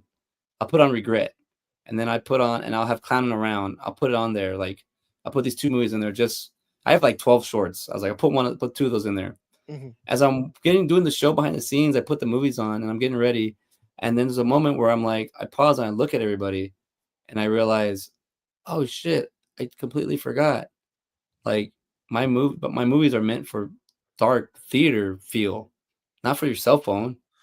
So as soon as I remember watching people watch them well, Regret was a horror movie. They were like, oh, but the other one, Clown Around's a comedy, and people were like laughing, and I was like, yeah, like when I tell somebody, hey, watch my movie on your phone, it's oh, huh. But when you watch in the theater, completely different reaction, completely different, and that's what got me to be that wanted me to be like, I want to go back to movie making.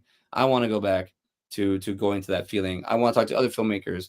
I want to talk about not just their process, just to see like that they're still making, like where you're going with this. I do love the background, the Christmas.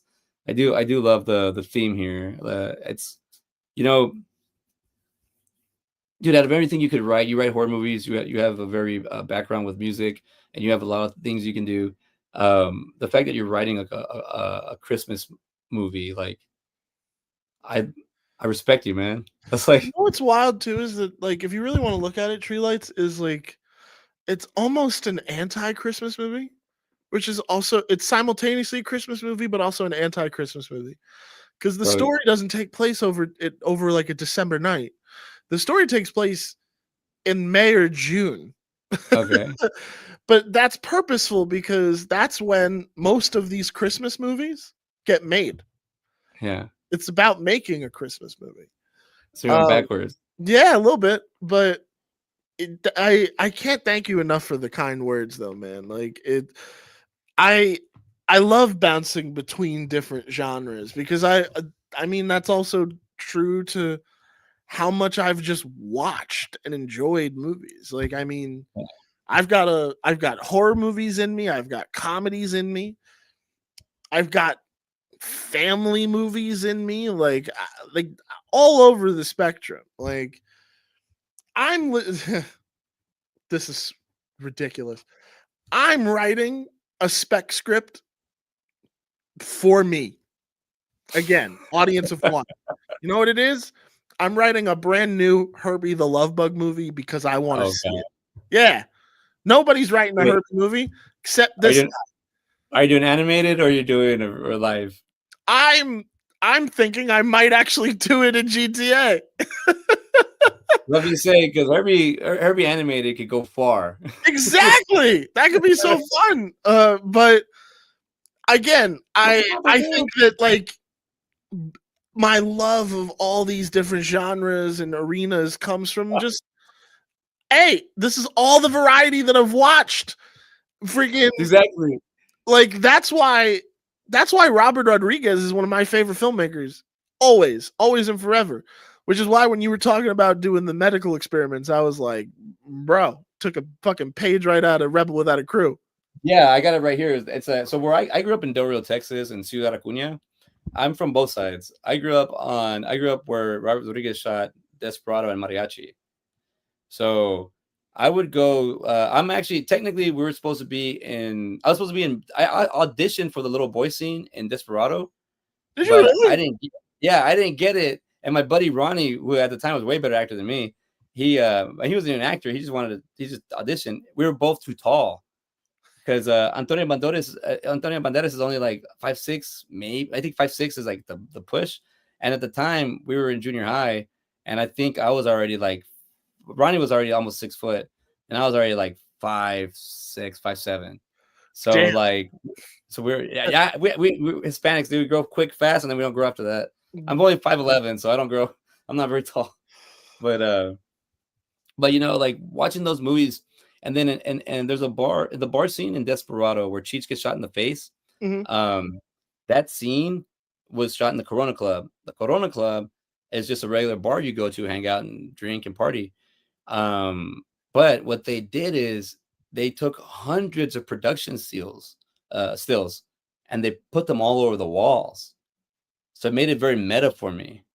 So I started drinking at 15. So I'd go over the bars drinking at 15, 16, 17, 18, and about 19. So we'd be partying, and I would just sit there and drinking and looking at those.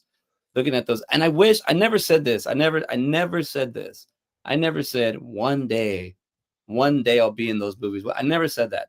What I said was, I like the quote I said was, it was like a time I was out partying in Acuña, and I had some friends from Texas come over and hang out with me, and they're like, "It's dead. It's boring. You're here all the time. Why are you always here?" And I said, "Well, one day this is gonna end, and I'll never come back to this moment again. So I'm just taking it in, not knowing 20 years later I was right. Like I don't just drive over there anymore. It's not the same. It's all changed." Yeah. But I knew at that point that it was gonna be. But I knew but I wish I would have quoted myself being like, "I'm gonna be in those," and I did it. But you know, it's more of a motivation thing. Yeah, but it's your motivation. Like, listen, those types of stories, they don't have to make sense to me. They don't have to make Yeah. sense to the people watching this show. If it means that to you, that's fine. If you wanted to say, I'm gonna be in those things one day, like that's your motivation.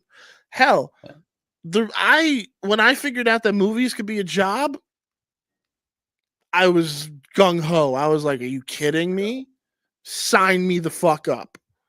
Like, I didn't realize what that actually meant, but it Yeah. didn't matter to me. It just the opportunity or the idea that I could make things like the things that I was watching and loving and enjoying was just a magic thought. Like, oh, this is crazy.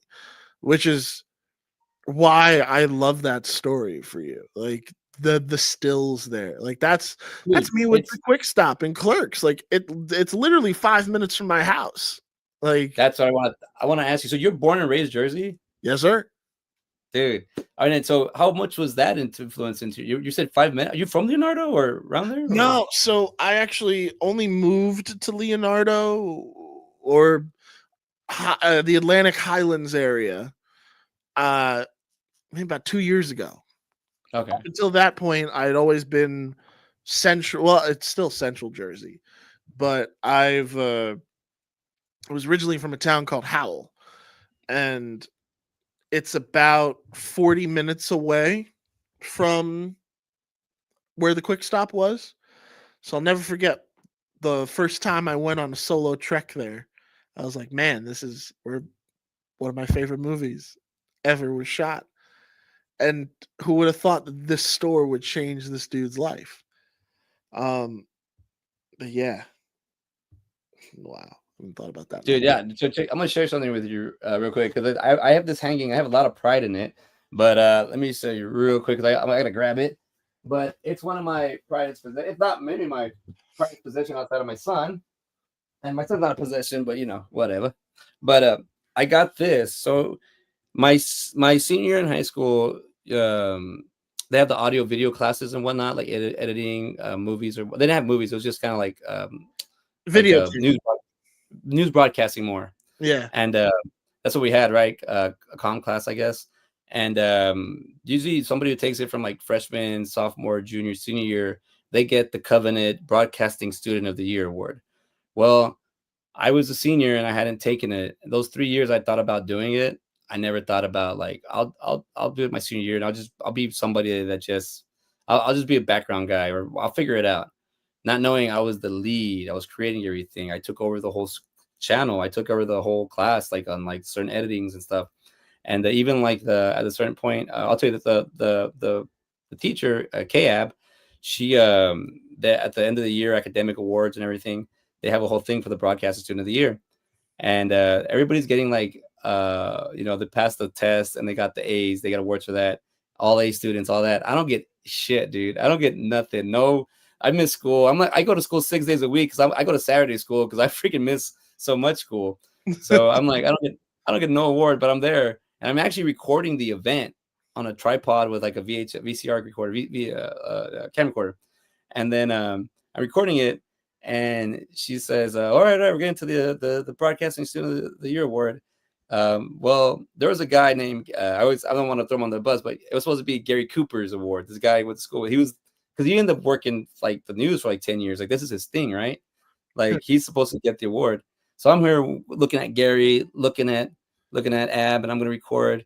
And I remember looking at her and looking at the lens. I remember her being like, I have the winner, right? I have the person that's gonna award the thing for them right here.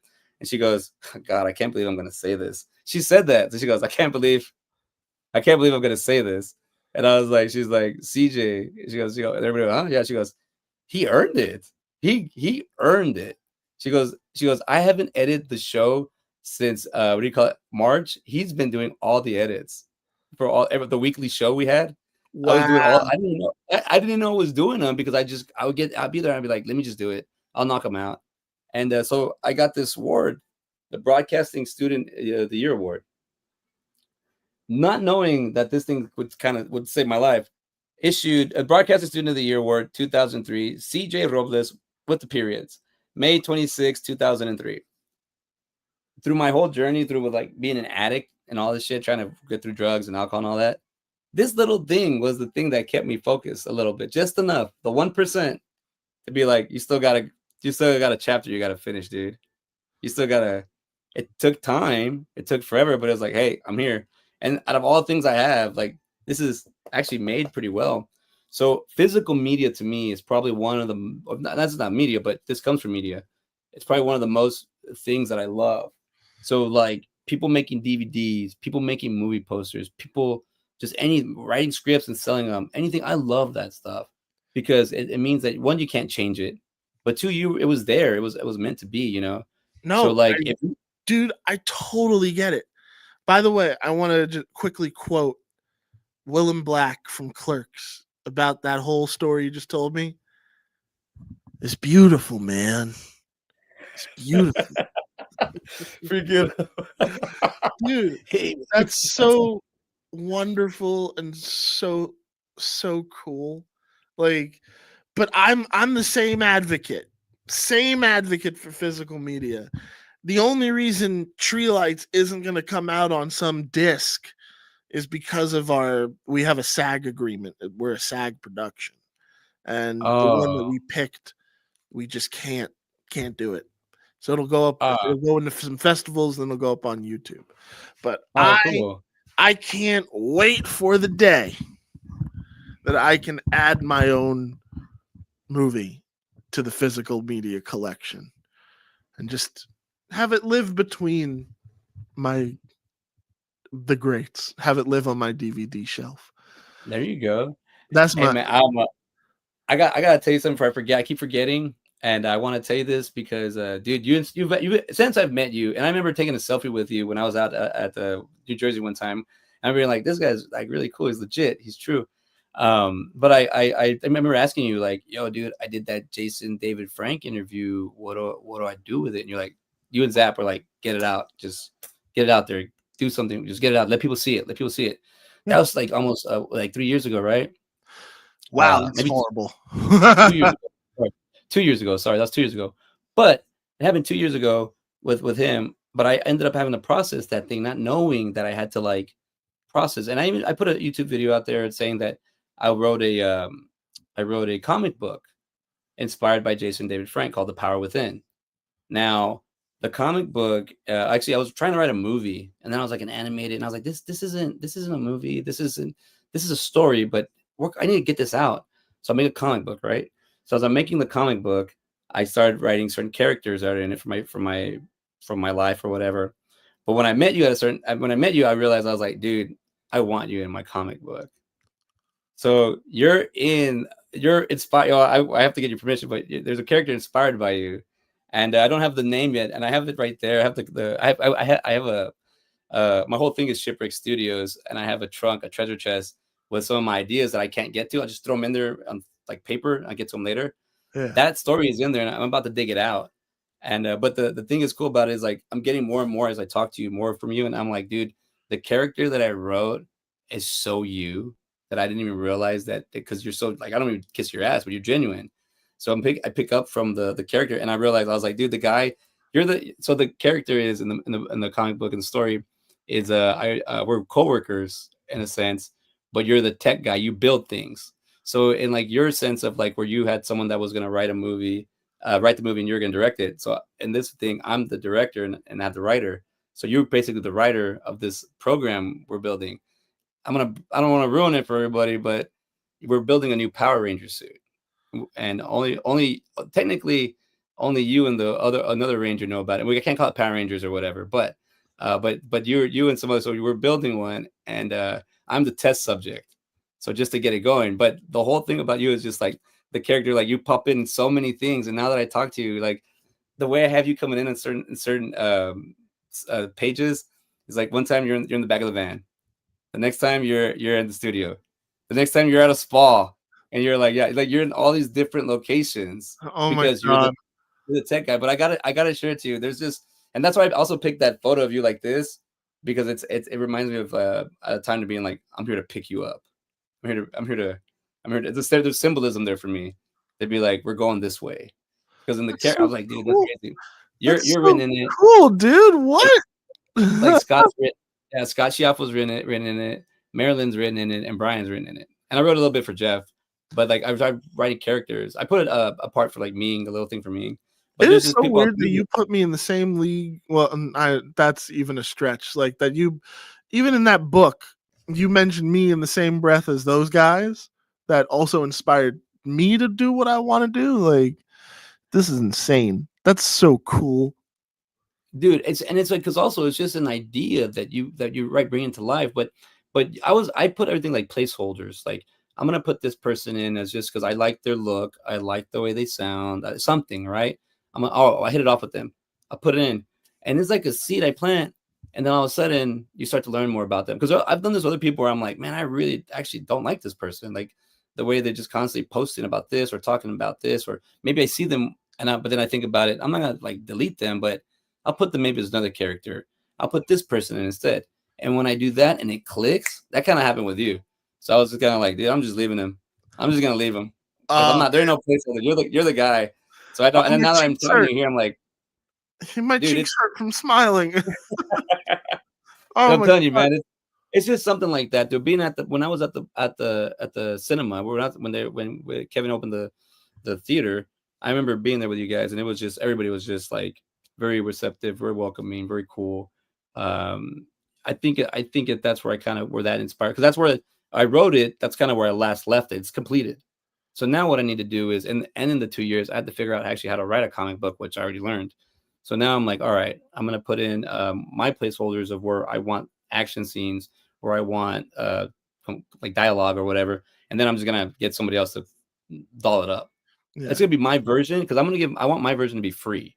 So my version I'm gonna print and make myself, total DIY independent, and I'll give it away for free. I told some people at the Secret Stash, because I've been there quite a few times, and I'd be like, once I have the You know book, I'll Mike just, put that comic out. You know. yeah. I was just saying, can I just have it there I was gonna hit a bunch of comic book stores and just have it there on the way out to give people for free, because it's literally my Jason David Frank experience of just like how I met him and everything. But it's also about just not about just timing and knowing, just like you can believe in yourself. There's a power here that everybody can unlock for you, but ultimately it's you that has to do it. Ultimately, you're the one that's gonna have to put that hat on, put those shoes on. It's up to you. Now, that being said, what I'm gathering from this whole thing, I just that one story you said that your movie got to be screened by 250 people, and the reaction is like, now that's for me, is like, I want that. I know what a And 70 it's people. achievable, man. It's totally achievable. Nothing is out of reach in this industry. Like, you have to work towards it 110%, 1,000%. But you put in the work, you be willing to learn, always be open to learning, actually. And you'd be surprised what you can accomplish. Because I always tell this to people. I'm like, yo, if my 16-year-old self heard what I do now, I wouldn't believe Oh, me dude. Yeah. at all. I would think you're making it up. Is there places I would prefer to be? Absolutely. I mean, like, I want to. All this is to eventually have the goal of making a movie in some way, shape, or form. Um, I used to have feelings about the fact that I haven't made a movie yet, and I just turned 30. But everybody's journey is different, so I think that just be open to understanding that this road we call life is full of fucking weird twists and turns, and just being Yeah. open to going on the chaotic road trip that it is. So And I then yeah. that you turning 30, is that and not having like the movies like you said, is that how much does that weigh on you, or have you kind of like you're like I'm okay with it, or are you using that for fuel? I know it's probably a cop out, but a little bit of both. I mean, I don't let it consume me like it used to, but I'm glad that I haven't made a movie yet, because I look at the scripts I was writing when I was 20, 21, 22, and if I had made those scripts, I don't think I would have made a great movie, like, Yeah, I have those old scripts too, man. yeah, like there are some concepts in those old scripts that I'm like, really? Is that like that's what you want to talk about? Okay. But then Yeah, there's yeah, some where I'm like, okay, that actually could work now. But I am grateful that I haven't made the movie yet because I'm always learning how to better myself as a writer anyway. So if yeah, I had made a movie before 30, I don't think it would be something that I would be proud of. yeah, um I think that I would much rather make the 30-year-old Christian's movie than the 22-year-old Christian yeah. movie. I got But you, man. Yeah, not feel that. I either or, I'm just excited to be along for the ride. Like I say that about my like past stories and scripts, but the same enthusiasm is there.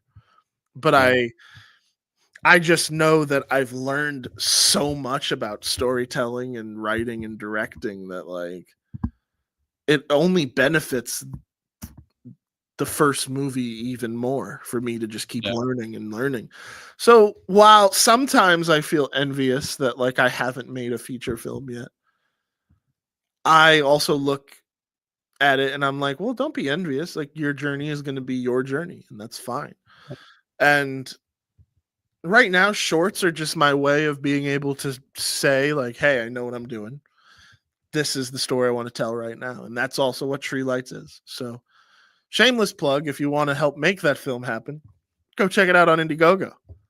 so we got the Indiegogo going on for Tree Lights. And it is great to back somebody and see like where their potentially can go and be like, hey, I'm part of that. Before I started going on movies for Indiegogo, I was like, you know what, my kid's 3. I'm gonna have to be with him all the time now. I can't really make movies at this time, so I'll just send movies. I'll send some money to this movie. I'll send some money to this movie. I help produce like 4 or 5 movies, and not knowing in return the following year people started asking me to be in their movies off of Indiegogo. And that's how I started getting roles. And I was like, oh crap, I didn't even think about that. Like people would be like, hey, you so and so, you send money to my friend here and I'm making a movie and they liked you. Do you want to be in my movie? I was like, cool. Like I didn't even think about that. Like I never thought about that. And I gotta say, let me get some. I didn't realize we had comments. I've been talking to you so much, but No, it's all good. It's all good. let's see. Oh, here we go. We got yeah. Sorry, Beyond Fat. He's wrote like music. There is a time and a place for every type of genre. True. Absolutely.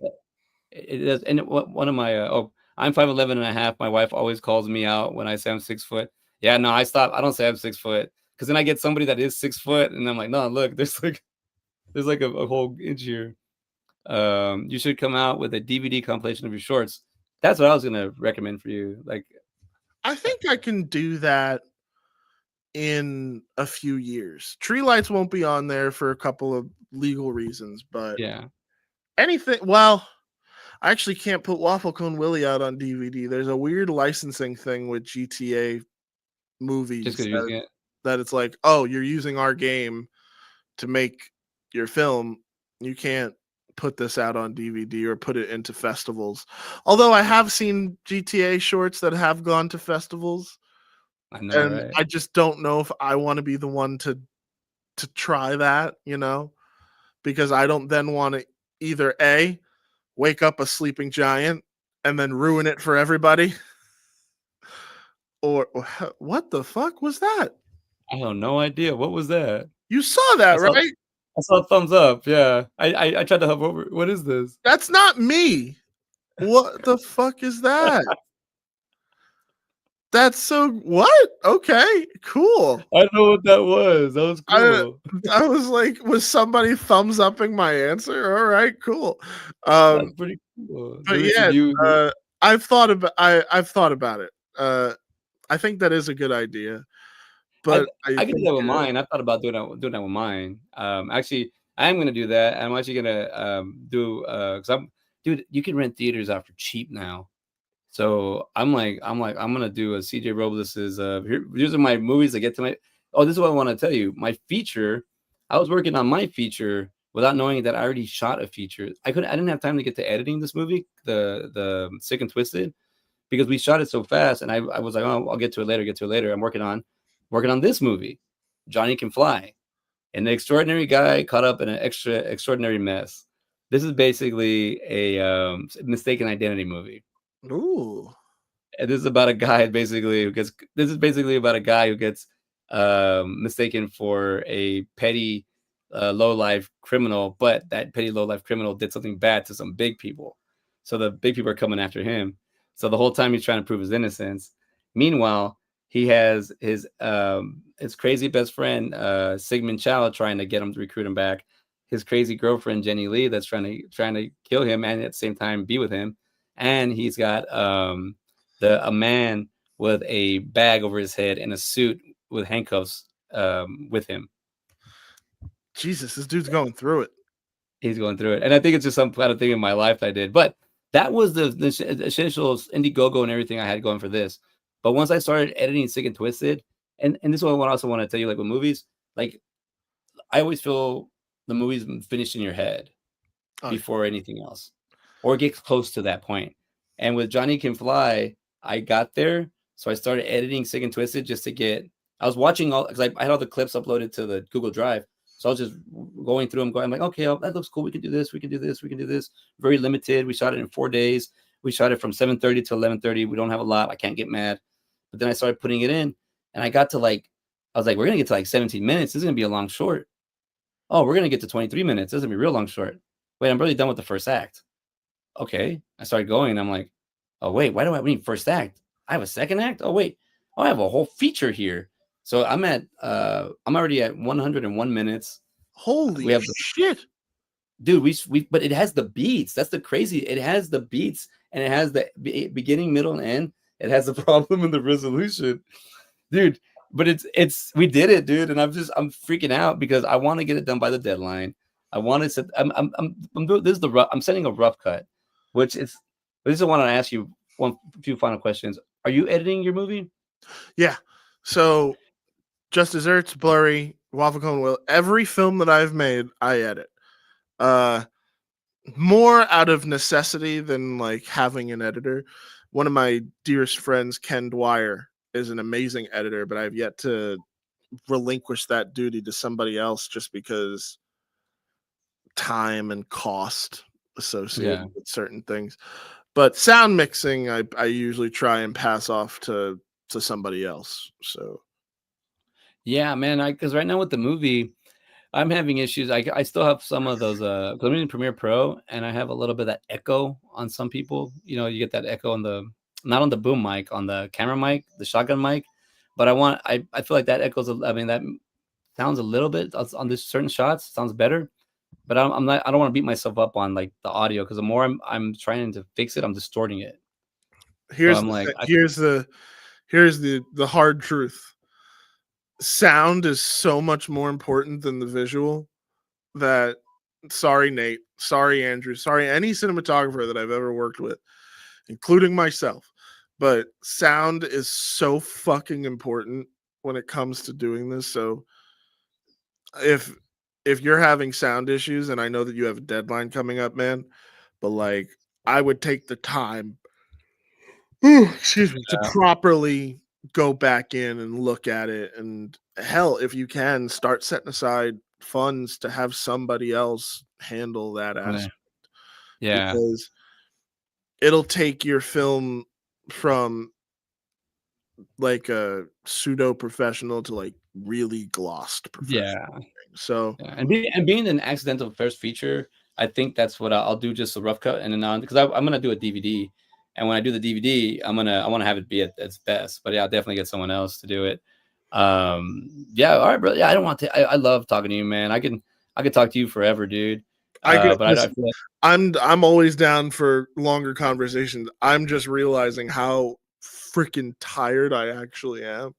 But yeah, this and it's has already, been so fun. And I hope that my answers weren't too all over the place with certain things. It's just I've had a very I've had a very strange, wonderful career thus far. Like committed, all at the center of it is just being committed to making the things that I want to make. And through that commitment, I've gotten opportunities that are unbelievable. That yeah. when I was talking about writing music for Thomas, guess what? That resulted in a job where I wrote songs for the official Thomas and Friends brand for Mattel. Oh, that's badass. That's badass. And that was amazing. That was one of the most incredible things I've ever had the honor of doing. And then that afforded me an opportunity to write some songs for fucking Chuck E. Cheese, That's which badass, dude. I loved going to as a kid. One of my favorite memories ever of my dad was at actually a Chuck E. Cheese, something he used to do. He would bring us to Chuck E. Cheese and he would set up in the biggest table in the corner of the store away from everybody, preferably in a darker section away from brighter light, Mr. Nocturnal. Um, and he would bring a portable record player and listen to records through his headphones. While me, my brother, and my sister would all go play, my dad would be sitting there listening to music, looking for samples. And then sometimes he would share with me what he was listening to.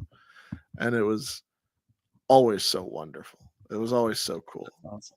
And I was looking. yeah. Sorry, keep going. No, No, no, I no. see. I see. I want to ask you about your dad. He was always in all the videos, interviews. He always dressed fly. Was he always dressed like that? Like always in good, like, like threads, always looking good. Always, I For the always on people, point. yeah, but at home, comfortable. Come on, man. Okay, so he was all right. Yeah, he was So chill. He he knew was when to chill. bring out the style, but when you're at home, man, be at home. Be at home. That's true. And how much did that any that does that for your style? Do you look at it like I have to keep up with the old man and Hell dress like? no.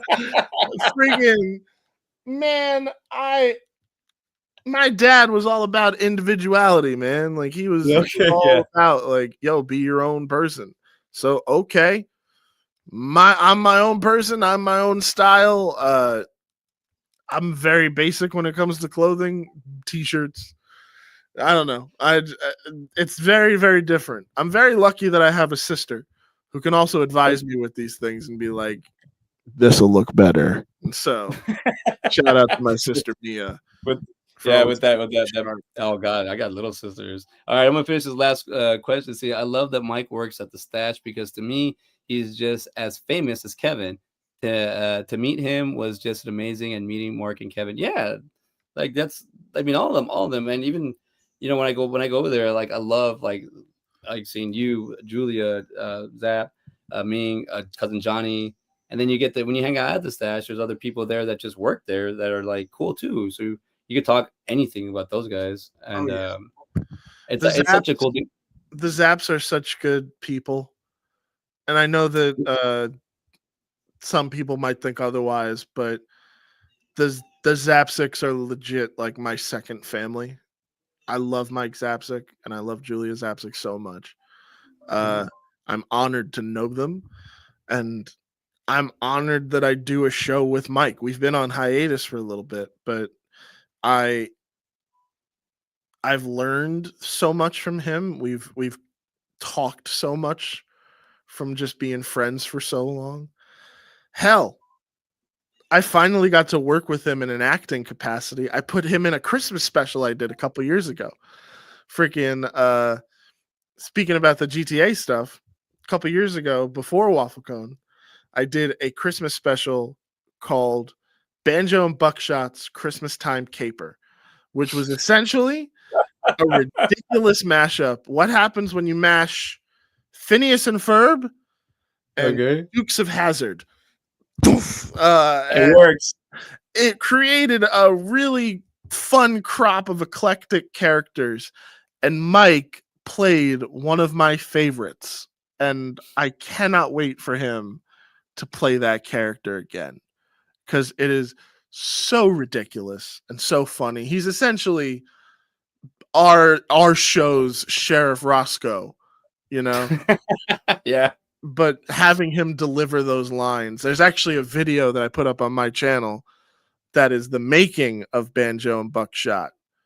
And there's a great clip that I recorded of Mike recording the exact line that I used in the special. And you could see him getting into it. It's such a great clip. Oh my God. But I'm so lucky because I used to watch these guys on TV too. I'm so yeah, lucky to know Mike, Julia, Kevin, Ming, Ernie, Scott, all these people that really inspired me now look at me as like, oh, that's our friend Christian. Like, yeah, and I don't take that for granted. Like, I really don't. I I see it as something very wonderful and very, very special that I'm allowed in this inner circle and yeah, they see me as somebody worth having, you know, and that alone is so cool. And for them to be just amazing human beings on top of it, like yeah, makes it so much easier, you know. So I'm very lucky to be around those guys. And just don't bother Mike on a bad day, you know, just leave him alone. yeah. Just just if he I'm just messing around. I love you, Yeah, no, Mike. I'll tell you this much, man. If I lived, well, not even now, because now everything's more remote. I'm like, dude, I've been applying for jobs over there too, man. I love that area. I love, I get a little egotistic to say that I would like to be like New Jersey's nephew because I love to go. I like every time I bring up New Jersey, people are like, you like Jersey? I love Jersey. I love it's kind of the people. Not only that, it's the beautiful surroundings. The whole city is amazing. I mean, the whole state, but Dude, like Jersey's fucking awesome. I don't care what anybody has to say. It took me a long time to to really quote unquote accept it, but it's my home. It's my home state. It's where I was born. My family is here. I Even if I leave, even if I go to California for a while, like I know that I'll always come back here. Kevin yeah, Kevin put it pretty well actually the last time I saw him. He's like, "Yeah, come back here to recharge now. It's the home yeah, well." And I'm like, "Yeah, it's the home well. Like this is where I recharge and find my inspiration." But I mean, I love it here. And it's yeah, fine. dude. Man, I love that you're always excelling at things. Like you're always trying new things. You're giving these ideas. These titles are amazing alone for every little project you do, man. Dude, I don't want to take too much of your time because I'm an hour behind you. You're already in the you're well, technically I'm It's already on already the Tuesday. next day over here, bro. You you've been in the next day for a minute, and I don't really want to take up much of your time because I know it's late and we got to get back to. And I'm actually gonna go jump into editing for about an hour or two before I go to bed. My work is just manual labor, so I just unplug and I can just do it and go home and then come back to this. But I would love to do this full time. So this is where I'm hitting it hard right now, and I try to focus as much as I can with the movies, with the acting, Hey, listen, streaming. there's a great clip that's been going around from Giancarlo Esposito. Esposito. Yes. Um, and where he's talking about, hey, uh, you have to understand that you have to do these things to survive, but know that it is only so that you may then return to your art later. So there is no harm in having to drive the bus, flip the burger, Yeah, drive the cab. Like, you do that to pay your bills, because you got to be a responsible human being. But it's all in the service of doing the thing you love.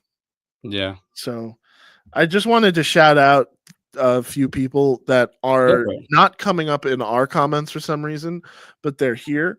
I want to shout out my buddy John Ross Kakoza. I want to shout out my buddy Ryan Weir.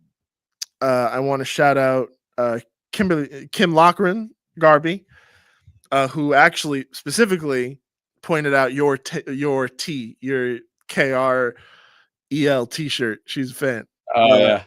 So just to Yeah. shout out some people who have always been supporting Cool. Ryan. Yeah, no, I'm not on my end, but that's cool. Thank you. Yeah, no, of course. Ryan, fun fact, is partially responsible for Tree Lights in a really weird capacity.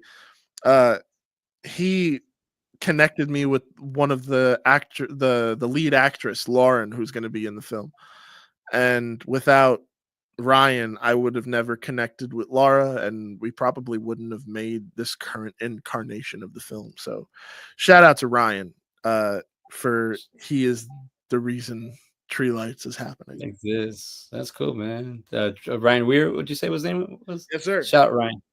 That's cool, man. Yeah, no, that's right, dude. Because I mean, just to be like making a movie from an animation standpoint or to a physical or a live, to make a movie in general, just to have people to believe in you, believe in yourself. It's all a lot.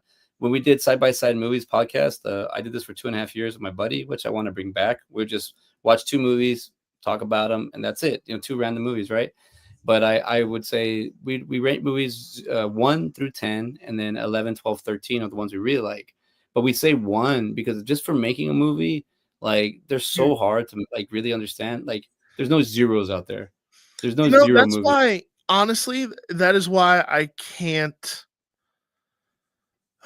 That's why I can't criticize movies anymore. I used to think that I was going to start like a movie critique channel, like offer my opinion on these things. But here's two problems.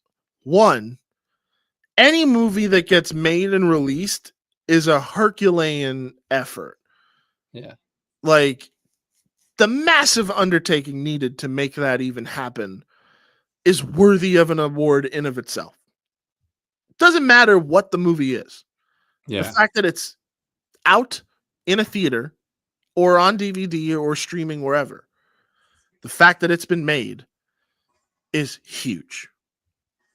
That already just, even if I'm not a fan of the movie, that's enough. Like that's something that I know is a net positive. Yeah. 2, I want to make these things too. I can't imagine having my compliment or having something said about a movie out there that can then be called back to and negatively reflect that. So, and then 3, I love to love movies. So even movies that I know I'm not going to really dig, I love to find net positives in them. Like, Yeah. and I know sometimes there are some that don't have them, but they still got made. Yeah. Made. Yeah, and doing a like a critique show for we did like 92 episodes. We got quite a few. That's like what, like over 100 movies, over 200 movies. We watched the movies, and I realized something, that 1, I really do love movies, but two, I was learning from these movies. I was learning how they were being made. I was like, oh, they had problems too. I thought only I had problems on production. Once you started finding out all these issues, you stop thinking about your problems. And you think about how you're going to solve them. And you start thinking about, is that even a problem? Is that, so this is, we wrote it down. I love pre-production. As much as I love pre-production and as prepared as you can be, shit's going to fall to the side. So get ready. But brother, I'm gonna let you go, man. It's already super late, and No, it's totally fine, man. Hey, listen, this is what happens when creative individuals have a conversation. It can go on for hours and hours and hours. Trust me, I get it. Why do you think the Live from the Secret Stash show would go over so many times? Because me and Mike, sometimes, especially when we're talking about something we're passionate about, we can talk for hours. So I put it on and I'm cleaning or something, and I'm like, I know I'm about done with an hour. Let me see where we're at already. Oh, 1:15. I was like, oh, we're all right, we're good. I can chill. Just listen to you guys talk about things you like doing. Even like just reading the comic book for the week, things like that to just help other people have interests, find hobbies, like things, gravitate to things. So the fact that you guys are making them, and the fact that you have that background and you've done that, that's always a good thing, man. And I think the fact that like you've put in the work over here and it's showing over here, because dude, anything you make, I'm just watching. You got the eye, man. So just keep it going. And so do you, man. You have the passion, the drive, the energy. Like you have all the things there for the success already. Hell, fucking, you got 2 movies ready to go at this point. Like you're working on them. Like, oh, dude, you're gonna trip out when you start seeing my buddy Ty Gwynn. He, because of this movie and the way we worked, the way he worked with me and his patience, he unlocked my inner beast mode on editing. I am enjoying editing right now, and I've like I used to back in the day when I first started doing this, and back to it again where I'm like, oh, okay, I know what I want to say, I know what I want to do, and if it doesn't make any sense, I don't care. I'm throwing it out. So I do have a lot of buildup, and I'm going to focus on one project, one project at a time, instead of trying to do everything. Just get it done. But yeah, as soon as I'm done editing Sick and Twisted, which will be within the next 24 hours, I'm jumping straight into Johnny Can Fly. But that's for movie purpose. But short movies, you're gonna see. I have one that I wrote for Scott. Scott Schiaffo has a YouTube page, and he made I think a short movie in 2001, a non-linear movie called I Got Stuff, and it's just him in Jersey, just improv to making him a short. But I was able to take that information and made a sequel to it. So I made a sequel to a short. Interesting. So okay. Yeah, so it's called I Got Stuff 2, TOO, and it's an animation, because I tried to pitch it as a real thing to him one time, and he was like, I'm too old," and then I was like, oh, that sucks. And I'm not gonna, that's his answer. I'm not gonna like tell him anything. Then I got realized, something in mind for Scott as well. That's funny. I dude, won't. I can't talk about it yet, but he's so talented, man. He's so talented. He's got like such a positive attitude towards things, and he's very informative. And plus, he's a counselor. Have you seen Shooting Clerks yet? No, I haven't. Bro, let me tell you something about Scotch. I loved Shooting Clerks. I'm not going to spoil that movie because not many people have seen it yet, but it's the biopic about Kevin making Clerks. And Scott, Scott plays Kevin's dad. And kills it. Like, oh man, so many positives I could say, but just wonderful movie. But Scott's a highlight. But yeah, dude's a talent. So dude, watch him from Clerks and then from Vulgar alone, and like the dude's got so much talent. He's got range. He can act. I forgot about okay, so Shooting Clerks, it's not available to stream, but you can buy it at the Secret Stash, because you can buy it because I think I bought it and I put it in my bag in Jersey, and it's buried in my garage. So I haven't seen it. I think because I bought like 3 DVDs on my way out. And I think I got because I put Clerk right here, and the other two I left in the bag. So I think I actually own it. I'm not too sure because when I went, because you know at the Secret Stash they have the DVDs right there when you grab them on the way out. Yeah. I grab them and I buy them. And I'm like, so Oh I got yeah. I think I got I bought. I'm like, what is this? So I grab because you can't. I don't want to buy them online, just right there. So I think I want to say I think I might have that one because that was there January. I think it was there, and I don't know is that one or is it? I don't know because I don't think it's out yet. But It's not out, right? no, it's not out. It's not released yet. But What's the DVD one for that? I got some. Not Shooting Clerks. They have another. So I have this one, and I got it with another one. oh, they made some shorts. Is that Oh, what that's it is? Clerk. That's No, I have this Clerk. one, but the one next to that, I got one whatever the one. There's another one. I bought it. I put it in the bag, and I haven't opened it. I don't know. I really don't know off the top of my head. Yeah, maybe I'm getting confused, and maybe I remember because I bought like 3 DVDs, and I bought this one, and I remember being like, I'll watch this one, and it's the only one I saw. But this was a good one alone. Oh, that's a great doc. This one, what do you call? Fun fact: I recorded the commentary for that with Kevin and Malcolm, and I got to sit in with them just having a conversation for 2 hours. Dude, and they even talk about me during it, and I'm like, this is crazy. Yeah, man, I got to look at what I have, but that's awesome, dude. This DVD, also the one with Josh Rouse's the other one he made. Oh my God, what the fuck? It's a great movie. Wrong Reasons. Yeah, wrong, dude. No, Wrong Reasons. That's the movie I saw. But the other one he made the recent one with Michael Parks. Yeah. Which one? Oh, God damn it. He made the Michael Parks documentary. Is that what? Do you know what it's called? Long Lonesome Highway. Yes. Yes.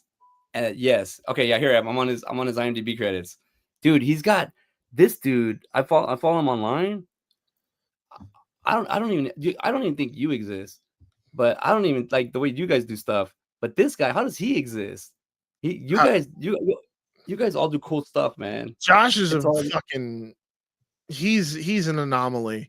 He is literally one of the, well, aside from being like literally one of the nicest people I've ever met, he is hugely multi-talented. He is one of those people that can easily just write, shoot, edit, repeat on his own.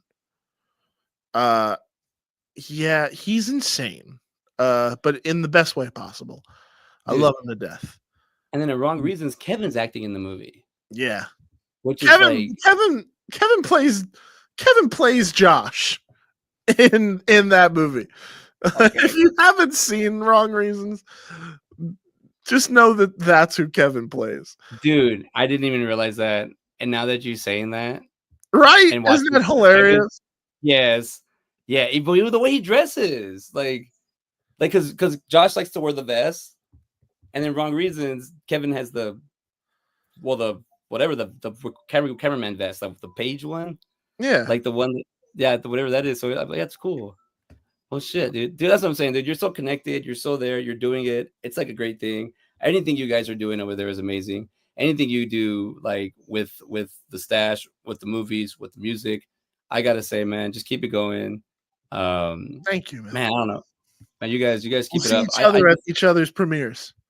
I will, dude. Also, what do you call it? Before I saw, is there a horror Smodcastle Film Festival? There is. There's now a Smodcastle horror only film festival. This is the first year of it, and it is apparently going to be excellent. Ernie,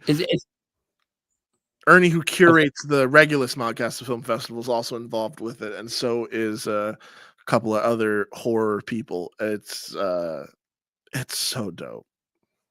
Is it what do you call it? Is it this year though? Is it going to happen this year? Yes. Okay. And that's is it going to be November 1st, I believe, or something like I think it's something like that. I don't know the dates off the top of my hand. Okay, well, that's cool, man.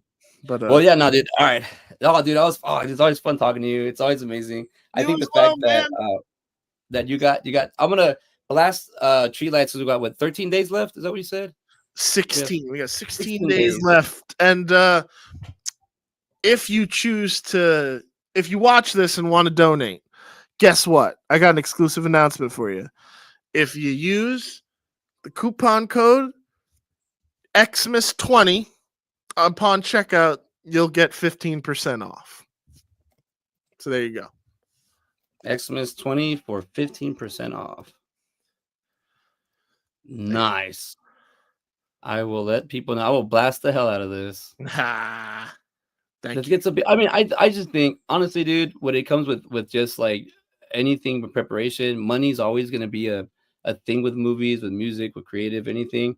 And if somebody can help you like take a little pressure off that, ease off a little bit off that, then that I feel that's okay to throw it out there. It's okay to be like, hey, we need money for this. I don't know. I think the fact that helping people in the beginning, and now I'm at the point where I'm doing mine, and it's just for me giving out, not even requesting like somebody help me.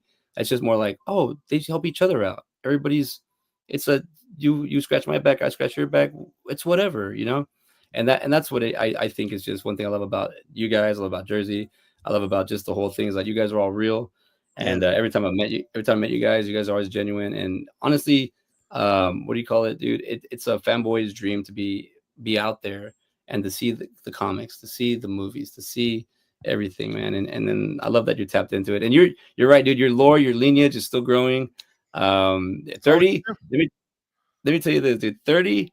When I turn 30, the first thing I can tell myself is you gotta stop lying to yourself. You gotta stop lying to yourself. You're either gonna do the thing you're gonna do or you're not. The old saying, shit or get off the pot. That's where that really makes sense to me. Like, you either got to go or you're going to do it or you're not.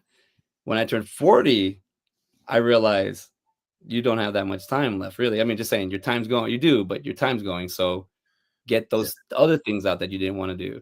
So now you know not to bullshit yourself. You know not to, to get those things out. But that time between 30 to 40, I was just figuring it out my way. So now it's like we're getting it all out, getting out who you can meet, who needs to see your things, who you can do it. But if you don't make it, no one will ever know. So that's where I'm like, I don't want to bury myself with that like pressure of like, you'll never know. Just get it out there. Just do it. Yeah. I think that's what I do. The stand up, so the live comedy, filmmaking, acting, painting, anything. I think I don't think you have to be perfect to do it. Oh, I'll leave with this. Les Brown, motivational speaker.